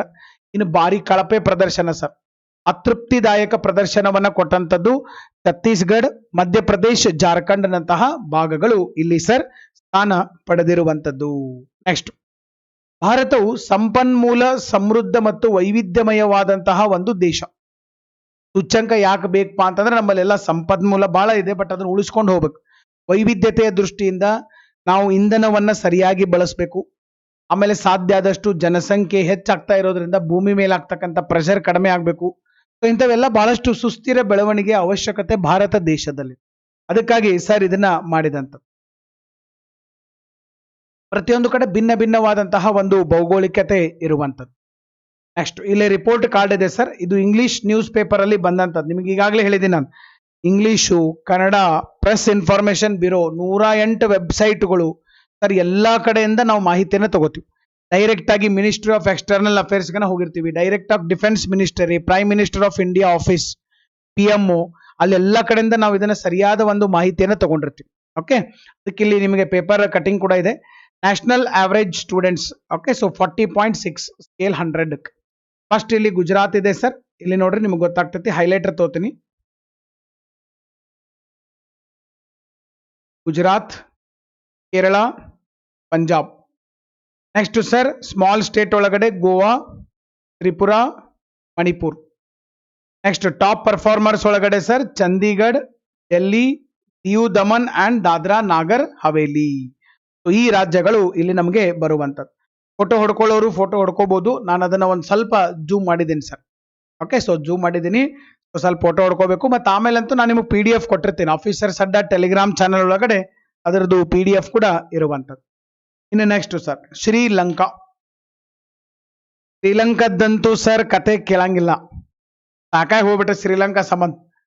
ನನಗೆ ಹೇಳಿ ಬ್ಯಾಸರಾಗೆ ಶ್ರೀಲಂಕಾ ಸಂಬಂಧ. ಇನ್ನು ಉಳ್ದವ್ರಿಗೆ ಹೆಂಗೆ ಆಗಿರೋದು ಬರುತ್ತೆ ಪಾಪ, ಸಾಲ ಕೊಟ್ಟವ್ರಿಗೆ ಸಿಕ್ಕಾಪಟ್ಟೆ ಸಾಲ ಸರ್. ಅದಕ್ಕೆ ನಾ ಹೇಳುದು, ಮನುಷ್ಯ ಸರ್ ಯಾವಾಗಿದ್ರು ಸಾಲ ಮಾಡಬಾರ್ದಂತ ನಾ ಹೇಳುದಿಲ್ಲ. ಒಂದು ದೇಶ ಸಾಲ ಮಾಡಿ ಸ್ಕೂಲ್ ಕಟ್ರಿ, ಬ್ರಿಡ್ಜ್ ಕಟ್ರಿ, ಜ್ಞಾನ ಸಂಪಾದನೆ ಮಾಡ್ರಿ, ಅಸೆಟ್ ಕ್ರಿಯೇಷನ್ ಮಾಡ್ರಿ. ಅದ್ರ ಬದಲಿ ಸರ್ ನೀವು ಸಾಲ ಮಾಡಿ ಅನಾವಶ್ಯಕ ಖರ್ಚು ಮಾಡ್ಕೊಂತ ಹೋದ್ರೆ ಈ ರೀತಿ ನಾವು ಬೀದಿಗೆ ಬರ್ಬೇಕಾಗ್ತದೆ. ಇದಕ್ಕೆ ಬೆಸ್ಟ್ ಎಕ್ಸಾಂಪಲ್ ಸರ್ ಶ್ರೀಲಂಕಾ. ಶ್ರೀಲಂಕಾದಲ್ಲಿ ಯಾವ ಭಯೋತ್ಪಾದನೆ ಚಟುವಟಿಕೆಗಳಿಲ್ಲ. ಶ್ರೀಲಂಕಾದಲ್ಲಿ ಯಾವ ಭೂಕಂಪಗಳಿಲ್ಲ. ಶ್ರೀಲಂಕಾದಲ್ಲಿ ಏನು ರಾಜಕೀಯ ಅಸ್ಥಿರತೆ ಇಲ್ಲ. ಎಲ್ಲ ಚೆನ್ನಾಗಿತ್ತು. ಬಟ್ ಏನಾಗಿದೆ ಅಂತಂದ್ರೆ ಸರ್ ಬೇರೆ ದೇಶದಿಂದ ಸಾಲ ತಗೊಳ್ಳೋದು, ಚೀಪ್ ಆಗಿ ಸಿಗ್ತೈತೆ ಅಂದ್ರೆ ಯಾಕೆ ಬಿಡೋದು, ಸಾಲ ತಗೊಳ್ಳೋದು, ತುಂಬಂಗಿಲ್ಲ, ಪೊಲಿಟಿಕಲಿ ಏನಾಗೋದು, ಕರಪ್ಟ್ ಆಗೋದು. ಸೊ ಇವೆಲ್ಲ ಆಗಿ ಆಗಿ ಆಗಿ ದೇಶ ಇಲ್ಲಿಗೆ ಬಂದು ಇವತ್ತು ನಿಂತಿರುವಂತ ಸರ್ ಶ್ರೀಲಂಕಾ. ಬಟ್ ನಿನ್ನೆಂತೂ ಹೇಳ್ಬಿಟ್ಟಾರ ಫುಲ್ ಖುಷಿಲೆ ಕೈ ಎತ್ತಿ ಬಿಟ್ಟಾರ, ಸರ್ ಆಗುದಿಲ್ಲ. China ಜಪಾನ್ದವ್ರು shock ಆಗ್ಬಿಟ್ರ. ಜಪಾನ್ದವ್ರು ಪೂರ್ತಿ ನಿನ್ನೆ ಜಪಾನ್ದವ್ರು ಭಾಳ ರೊಕ್ಕ ಕೊಟ್ರ, ಸಿಕ್ಕಾಪಟ್ಟೆ ದುಡ್ಡು ಕೊಟ್ಟಾರ ಸರ್ ಜಪಾನ್ದವ್ರು. ಯಾರಿಗೆ? ಶ್ರೀಲಂಕಾ. ನಿನ್ನೆ ಶ್ರೀಲಂಕಾದವರು ವಾಟ್ಸಪ್ನಾಗ ಸ್ಟೇಟಸ್ ಹಾಕ್ಬಿಟ್ಟಾರ, ವಿದೇಶಿ ಸಾಲ ಮರುಪಾವತಿ ಸಾಧ್ಯವಿಲ್ಲ. ಜಪಾನ್ದವರು ಶ್ರೀಲಂಕಾದವ್ರು ಸ್ಟೇಟಸ್ ನೋಡಿ ರಾತ್ರಿ ಡೈರೆಕ್ಟ್ ಹಾರ್ಟ್ ಅಟ್ಯಾಕ್ ಆಗ್ಬಿಟ್ಟது. ಪಾಪ ಅವು ಡೈರೆಕ್ಟ್ ಕೋಮಾಕ್ ಹೋಗ್ಬಿಟ್ಟವು. ತಾವು ಬದುಕಿನ ನಡುವೆ ಹೋರಾಡ್ತಾ ಇದಾರೆ ಪಾಪ ಅವ್ರು, ತಾವು ಬದುಕಿನ ನಡುವೆ ಹೋರಾಡ್ತಾ ಇದಾರೆ. ನೋಡ್ರಿ ಶ್ರೀಲಂಕಾದವ್ರು ಹೆಂಗ್ ಸೆಲೆಬ್ರೇಷನ್ ಮಾಡಿಬಿಟ್ರು.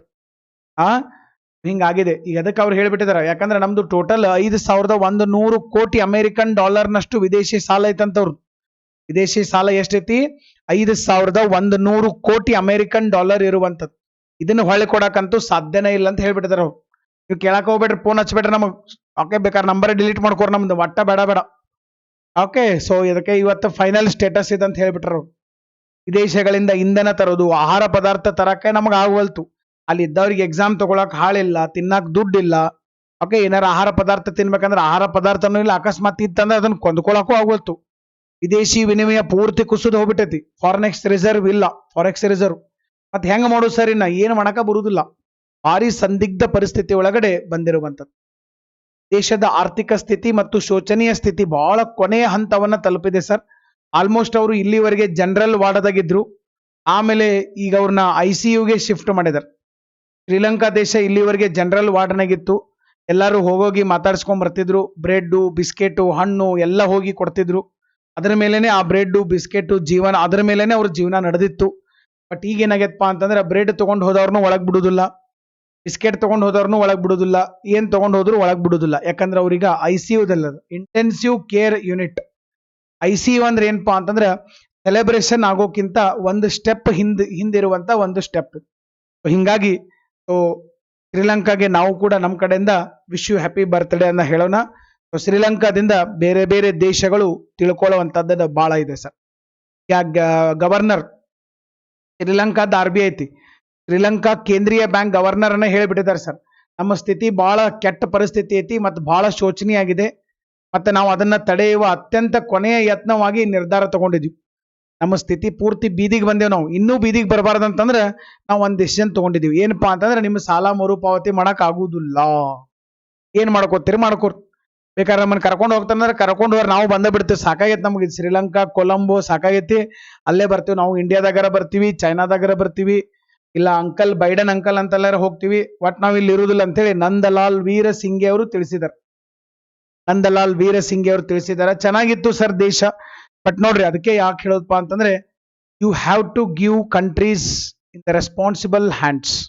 Countries administrative power should be in the responsible hands. ನೀವು ಎಲ್ಲೇ ಇರ್ರಿ ಸರ್, ಶಿಕ್ಷಣ, ಆರೋಗ್ಯ, ಆಡಳಿತ, ಇವು ಮೂರು ಜವಾಬ್ದಾರಿಯುತವಾದ ವ್ಯಕ್ತಿಗಳ ಅಂಡರಲ್ಲಿ ನಾವು ತಗೋಬೇಕು.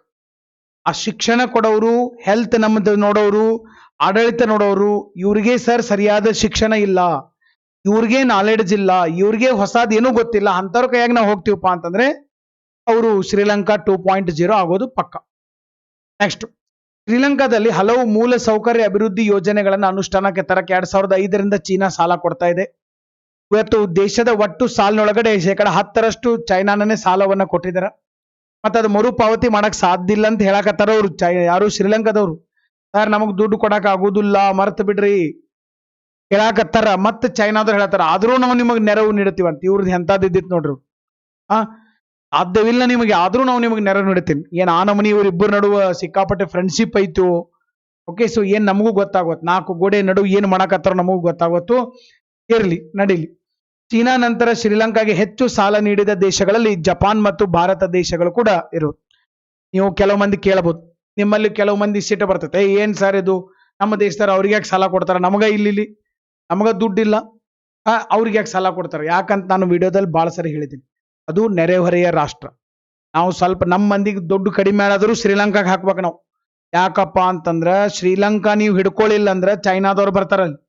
ಓಕೆ, ನೀವು ಮನ್ಯಾಗ ಒಳಗೆ ಏನಾರ ಕಷ್ಟ ಇರುವತ್ತ, ಮನ್ಯಾಗ ಒಳಗ್ ಬಾಗ್ಲ ಹಚ್ಚಲಿಲ್ಲ, ಹಂಗ ಕರ್ಟನ್ ಹಾಕಿದ್ರು ನಡಿತೈತಿ. ಮುಂದಿನ ಬಾಗ್ಲ ಕರೆಕ್ಟ್ ಇರ್ಬೇಕು, ಮನ್ಯಾಗ ಮುಂದಿನ ಬಾಗ್ಲ.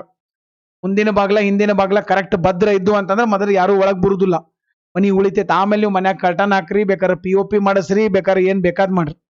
ಅರ್ಥ ಆಗಕತ್ತ ನಾ ಹೇಳಿದ್ದು? ನಮ್ಮ ದೇಶದ ಬಾಗಿಲಂತದು. ನಮ್ಮ ದೇಶದ ಗಡಿ ಭದ್ರತೆ ಇರ್ಬೇಕು ಮೊದಲು. ನಮ್ಮ ದೇಶದ ಅಗದಿ ಗಡಿ ಒಳಗಡೆ ಸರ್ ಈ ಶ್ರೀಲಂಕಾದವ್ರು ಅದಾರ.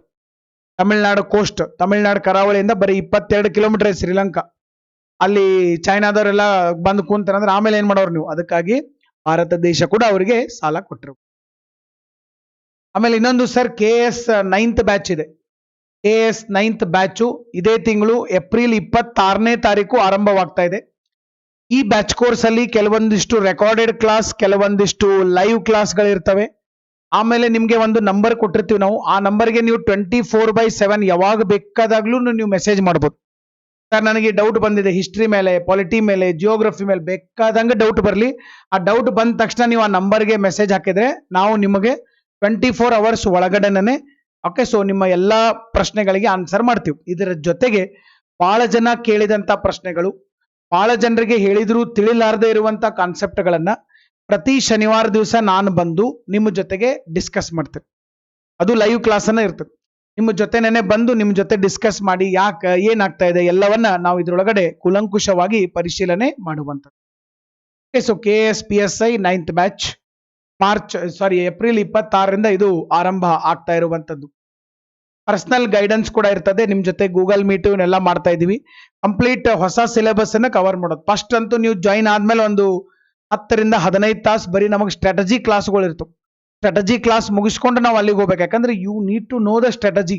ಕಾಂಪಿಟೇಷನ್ ಬಹಳ ಆಗೈತೆ ಸರ್. ಕೂದ್ಲು ಎಳೆ ಒಳಗಡೆ ಜನ ಪಾಸ್ ಆಗ್ತಾ ಇದಾರೆ, ಕೂದ್ಲು ಎಳೆ ಒಳಗಡೆ. ಇನ್ನು ಕೆಲವು ಜನ ಈ ಕಡೆ ಜ್ಞಾನನ ಇಲ್ಲ ಅವಕ್ಕೆ. ಅವ್ರು ಹಂಗೆ ಏನೋ ಒಂದು ಓದ್ಕೊಂತ ಹೊಂಡ್ಬಿಟ್ಟಿರ್ತಾರೆ, ಟೈಮ್ ವೇಸ್ಟ್ ಮಾಡೋದು, ಏನೋ ಒಂದು ಓದ್ಕೊಳ್ಳೋದು. ಬಟ್ ಸರಿಯಾಗಿ ಓದೋರ ಸಂಖ್ಯೆನೂ ಜಾಸ್ತಿ ಆಗ್ತಾ ಇದೆ. ಬಹಳ ಬೇಗನೆ ಪ್ರಿಪರೇಷನ್ ಮಾಡೋರ ಸಂಖ್ಯೆ ಜಾಸ್ತಿ ಆಗಕತ್ತೈತಿ. ನೀವು ಹಳಬರೇನದಿರಲ್ಲ ಸರ್. ನಾನು ಪರೀಕ್ಷೆಗೆ ಓದಾಕತ್ತು 3 ವರ್ಷ ಆಯ್ತು, 5 ವರ್ಷ ಆಯ್ತು, ಇಂಥವ್ರು ಜಲ್ದಿ ಮಾಡ್ಕೋಬೇಕು. ಯಾಕಂದ್ರೆ ಪ್ರತಿ ವರ್ಷ 15 ರಿಂದ 20 ಸಾವಿರ ಜನ ಫ್ರೆಶ್ ಕ್ಯಾಂಡಿಡೇಟ್ಸ್ ಬರ್ತಾ ಇದಾರೆ ಡಿಗ್ರಿ ಮುಗಿಸ್ಕೊಂಡು. ಅವರು ಭಾರಿ ಬ್ರಿಲಿಯಂಟ್ ಅದಾರ, ಓಕೆ, ಬಹಳ ಚಾಣಾಕ್ಷರ ಅದಾರ. ಅವ್ರು ಬಂದು ನಿಮಗೆ ಟಕ್ಕರ್ ಕೊಡೋಕ್ಕಿಂತ ಮೊದಲು ನೀವು ಇಮಿಡಿಯೇಟ್ ಜಾಬ್ ತಗೋಬೇಕು. ನೀವು ಲೇಟ್ ಮಾಡಿದಷ್ಟು ಸರ್ ಪೇಪರ್ಗಳು ಟಫ್ ಆಗ್ತಾ ಇದಾವ. ಆಮೇಲೆ ಅದರ ಜೊತೆಗೆ competition has been increasing significantly. ಇವತ್ತೆಲ್ಲಾ ಕಡೆ ಕೋಚಿಂಗ್ ಸೆಂಟರ್ಗಳಾಗಿದಾವ, ಆನ್ಲೈನ್ ಅಲ್ಲಿ ಆಫ್ಲೈನ್ ಅಲ್ಲಿ. ಹುಡುಗರಿಗೆ ಎಲ್ಲಾ ಸಬ್ಜೆಕ್ಟ್ಗಳು ಸರಿಯಾಗಿ ಅರ್ಥ ಆಗ್ತಾ ಇದಾವ. ಮೊದಲೊಂದು ಸಣ್ಣ ಕ್ವಶನ್ ಕೇಳ್ರೆ ಹೇಳಕ್ ಬರ್ತಿರಲಿಲ್ಲ, ಈಗೆಲ್ಲ ಬರ್ತಾ ಇದೆ. ಇದರಿಂದ ಏನಾಗ್ತೈತಪ್ಪ ಅಂತಂದ್ರೆ ಮುಂದಿನ ದಿನಗಳಲ್ಲಿ ಕಾಂಪಿಟೇಷನ್ ಹೆಚ್ಚಾಗ್ತದೆ. ಈ ಹೊಸ ಜನರೇಷನ್ ಅಂತೂ ಅನಾಹುತ ಶಾಣೆ ಅದಾವ. ಮತ್ತವು ಈಗ ಹೇಳಿರ್ತೇನೆ ನಾನು, ನೆಗ್ಲೆಕ್ಟ್ ಮಾಡಬೇಡ್ರಿ. ಬೂಸ್ಟರ್ ಇದ್ರ ಜೊತೆಗೆ ಟೆಸ್ಟ್ ಸೀರೀಸ್ ಇರ್ತೈತೆ. ಒಂದು ವಾರ ನಾವು ಏನೇನು ಹೇಳ್ತೀವಲ್ಲ ಅದ್ರ ಮೇಲೆ ಟೆಸ್ಟ್, ಮತ್ತೆ ಒಂದು ವಾರ ಏನೇನು ಸಿಲೆಬಸ್ ಟೆಸ್ಟ್, ಮತ್ತೆ ಸಿಲೆಬಸ್ ಟೆಸ್ಟ್, ಮತ್ತೆ ಸಿಲೆಬಸ್ ಟೆಸ್ಟ್, ಈ ರೀತಿ ಇರುವಂಥದ್ದು. 24/7 ಸರ್ ಡೌಟ್ ಕ್ಲಿಯರಿಂಗ್ ಫೆಸಿಲಿಟಿ ಇರುವಂಥದ್ದು. ಅದು ನಿಮಗೆ ಲೈಫ್ ಟೈಮ್ ಇದು. ಮತ್ತೆ ಸರ್ ನಾವು ಡೌಟ್ 8 ದಿವಸ ಕೇಳ್ಬೋದು ಸರ್. ನಿಮಗೆ 1 ವರ್ಷ ತನ ಕ್ಲಾಸ್ಗಳು ಇರ್ತವೆ. ಏನ್ ನೀವು ಆನ್ಲೈನ್ ಕ್ಲಾಸ್ ನೋಡ್ತಿರ್ಲ, ಇವು ಅಕಸ್ಮಾತ್ ನೀವು ಬಿಟ್ರಿ, ಇವತ್ತು ನಂದು ಆನ್ಲೈನ್ ಲೈವ್ ಕ್ಲಾಸ್ ಐತೆ ಆ್ಯಪ್ ಒಳಗಡೆ, ಆಫೀಸರ್ಸ್ ಅಡ್ಡ ಆ್ಯಪ್ದಾಗ.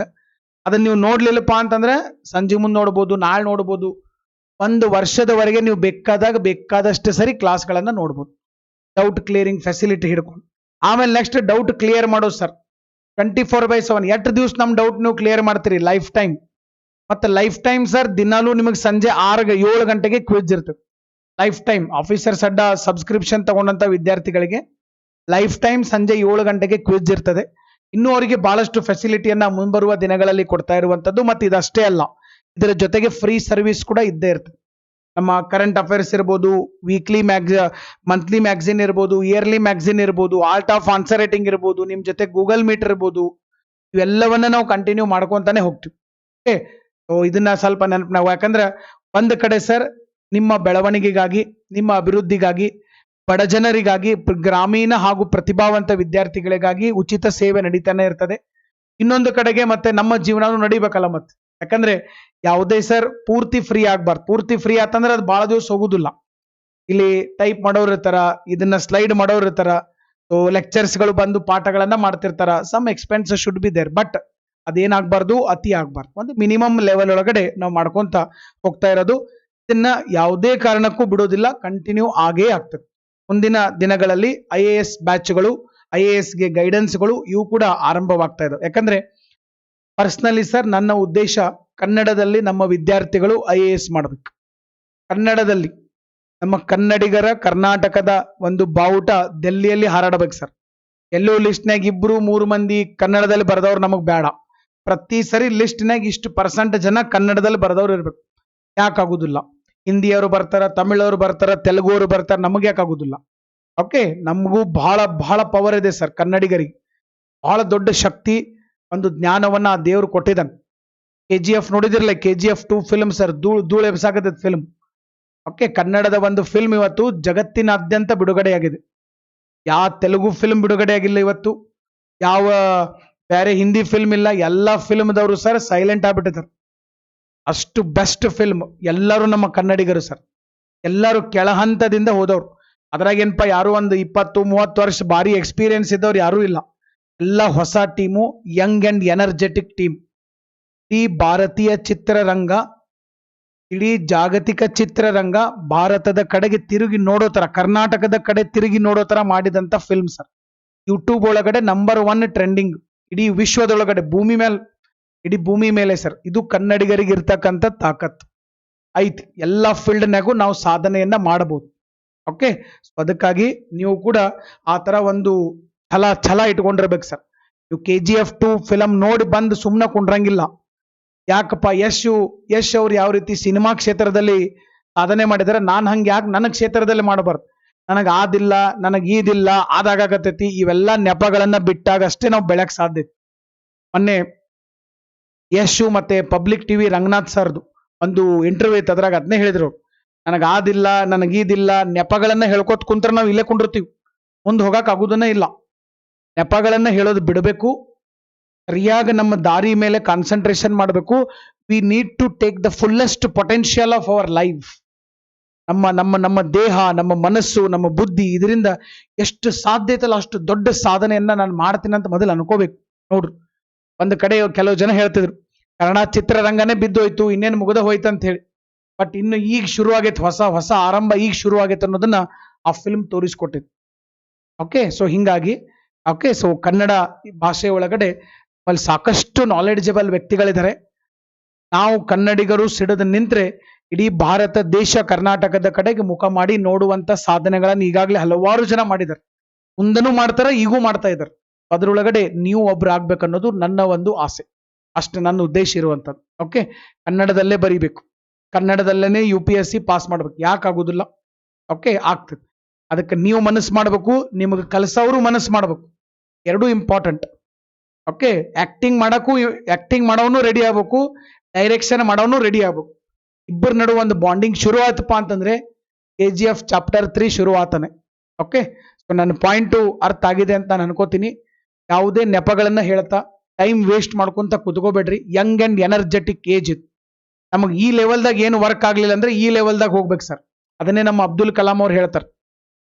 ಓಕೆ, ಹಕ್ಕಿಗಳು ಮಳಿ ಬರಾಕತ್ತೈತೆ ಅಂತ ಹೇಳಿ ಹಾರಾಡೋದನ್ನ ನಿಲ್ಲಿಸ್ತಾವ್, ಬಟ್ ಹದ್ದು ಮಳಿ ಬಾಳ ಬರಾಕತ್ತೈತಂದ್ರೆ ಆ ಒಂದು ಮೋಡದ ಮ್ಯಾಲ ಹೋಗಿ ಹಾರಾಟ ಮಾಡ್ತೈತಂತ, ಮೋಡದ್ಕಿಂತನೂ ಮ್ಯಾಲ ಹೋಗ್ಬಿಡ್ತೈತಂತ. ಅಂತ ಒಂದು ಛಲ ನಿಮ್ಮಲ್ಲಿ ಇರ್ಬೇಕು. ನಿಮ್ಮಲ್ಲಿಲ್ದ ಮತ್ತೆ ಇನ್ಯಾರ ಕಡೆ ಇರ್ತೈತಿ? 80 ವರ್ಷ 90 ವರ್ಷದವ್ರ ಕಡೆ ಇರ್ತೈತಿ. Young and energetic India, Young and energetic Karnataka.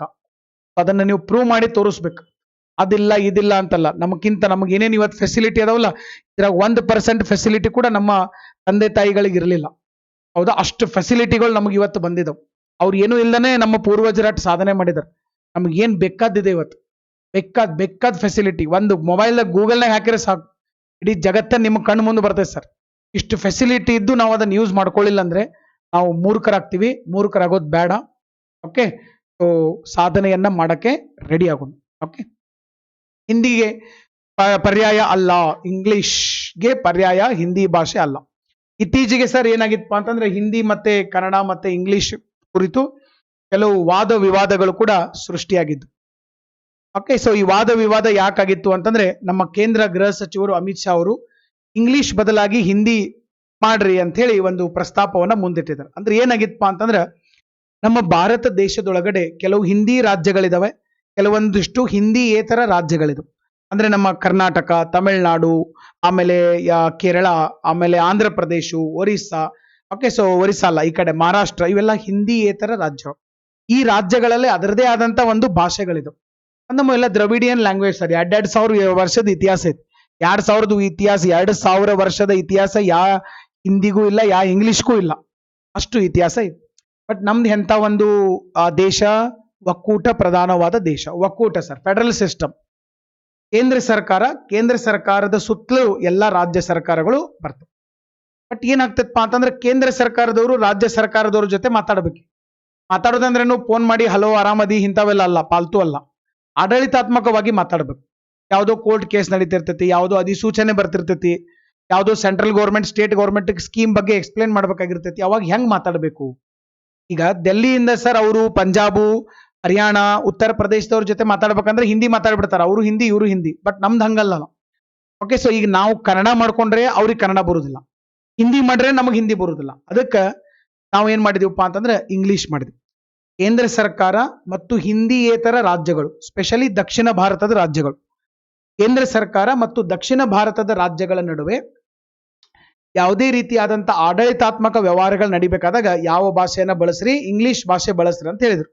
But ಈಗ ಅದು ಕರೆಕ್ಟ್ ಇದೆ ಸರ್, ಇಂಗ್ಲಿಷೇ ಬಳಸ್ಬೇಕು. ಯಾಕಂದ್ರೆ ಈಗ ನಮ್ಮ ಕನ್ನಡ, ನಾವು ಕನ್ನಡದಾಗ ಮಾತಾಡ್ತೀವಿ, ಅವ್ರು ತಮಿಳ್ದಾಗ ಮಾತಾಡ್ತಾರ, ತೆಲುಗುದಾಗ ಮಾತಾಡ್ತಾರ ಅಂತಂದ್ರೆ ಸರ್ ಅವ್ರಿಗೂ ಗೊತ್ತಾಗೋದಿಲ್ಲ, ಕನ್ಫ್ಯೂಸ್ ಆಗ್ತದೆ. ಅದಕ್ಕಾಗಿ ಇಂಗ್ಲಿಷ್, ಅವರು ಇಂಗ್ಲಿಷು, ನಾವು ಇಂಗ್ಲಿಷ್, ಕರೆಕ್ಟ್ ಇತ್ತು. ಆದರೆ ಈಗ ಏನಾಗಿದೆಪ್ಪ ಅಂತಂದ್ರೆ ನೀವು ಇಂಗ್ಲಿಷ್ ಮಾಡ್ಬೇಡ್ರಿ, ನೀವು ಹಿಂದಿನೇನ ಮಾಡಿಬಿಡ್ರಿ ಅಂತ ತೆಗೆದಿದ್ದಾರೆ. ಅದಕ್ಕೆ ನಮ್ಮ ದಕ್ಷಿಣ ಭಾರತದ ರಾಜ್ಯಗಳು ಸಿಟ್ಟು ಬಂದಿದೆ. ಯಾಕಂದ್ರೆ ಭಾಷಾ ವೈವಿಧ್ಯತೆ ಸರ್. ಓಕೆ, ಸೊ ನೀವು ಇದೇ ಭಾಷೆ ಮಾತಾಡ್ರಿ ಅನ್ನೋಕ್ಕಿಂತ ಭಾಷಾ ವೈವಿಧ್ಯತೆ, ಎಲ್ಲರೂ ಒಂದೊಂದು ಭಾಷೆಯನ್ನ ಮಾತಾಡ್ತಾರ. ಕಾಮನ್ ಆಗಿ ಇಂಗ್ಲಿಷ್ ಲ್ಯಾಂಗ್ವೇಜ್ ಅಂತೂ ಇದ್ದೇ ಇದೆ. ಅದ್ರ ಜೊತೆಗೆ ನಮ್ಮಲ್ಲಿ ಏನಾಗ್ತದಪ್ಪ ಅಂತಂದ್ರೆ ಒಂದು ಭಾಷಾ ವೈವಿಧ್ಯತೆಯಲ್ಲಿ ವಿವಿಧತೆಯಲ್ಲಿ ಏಕತೆಯನ್ನ ಹೊಂದಿದಂತ ದೇಶ ನಮ್ದು. ಸೊ ಹಿಂಗಾಗಿ ಹಿಂದಿ ಹೇರಿಕೆ ಬೇಡ, ನಾವ್ ಯಾಕೆ ಹಿಂದಿ ಮಾತಾಡೋದಂತ ನಮ್ಮವ್ರು. ಯಾಕೆ ನಮಗೂ ಒಂದು ಭಾಷೆಪ್ಪ, ಹೌದಾ, ನಮಗೂ ಒಂದು ಅಭಿಮಾನ. ಹೌದು, ನಮಗೆ ಇಲ್ಲಿದ್ದಾಗ ಅಭಿಮಾನ ಭಾಳ ಅನ್ಸೋದಿಲ್ಲ ಸರ್. ನೀವು ಬೇರೆ ಎಲ್ಲರೂ ಹೋಗ್ರಿ, ಬೇರೆ ಸ್ಟೇಟ್ಗೆ ಹೋಗ್ರಿ ಅಥವಾ ಬೇರೆ ಕಂಟ್ರಿಗೆ ಹೋಗ್ರಿ, ಅಲ್ಲಿ ಹೋದಾಗ ಒಬ್ಬನೇ ಒಂದು ಸಣ್ಣ ವರ್ಲ್ಡ್ ಸರ್ ಕನ್ನಡದಾಗ ಮಾತಾಡ್ಲಿ, ಹುಡುಕೊಂಡು ಹೋಗ್ತೇವೆ ನಾವು. ಸರ್ ನಾವು ಕನ್ನಡದವ್ರು, ಸರ್ ನಾವು ಕರ್ನಾಟಕದವರು, ನೀವ್ ಎಲ್ಲಿಯವರು, ನಾವ್ ಎಲ್ಲಿಯವರು, ನಾವು ಮಾತಾಡ್ತೀವಿ. ಭಾಷೆ ನಮ್ಮನ್ನ ಬೆಸಿತೈತಿ. ಆ ಒಂದು ಪವರ್ ಸರ್ ಭಾಷೆಗಿದೆ.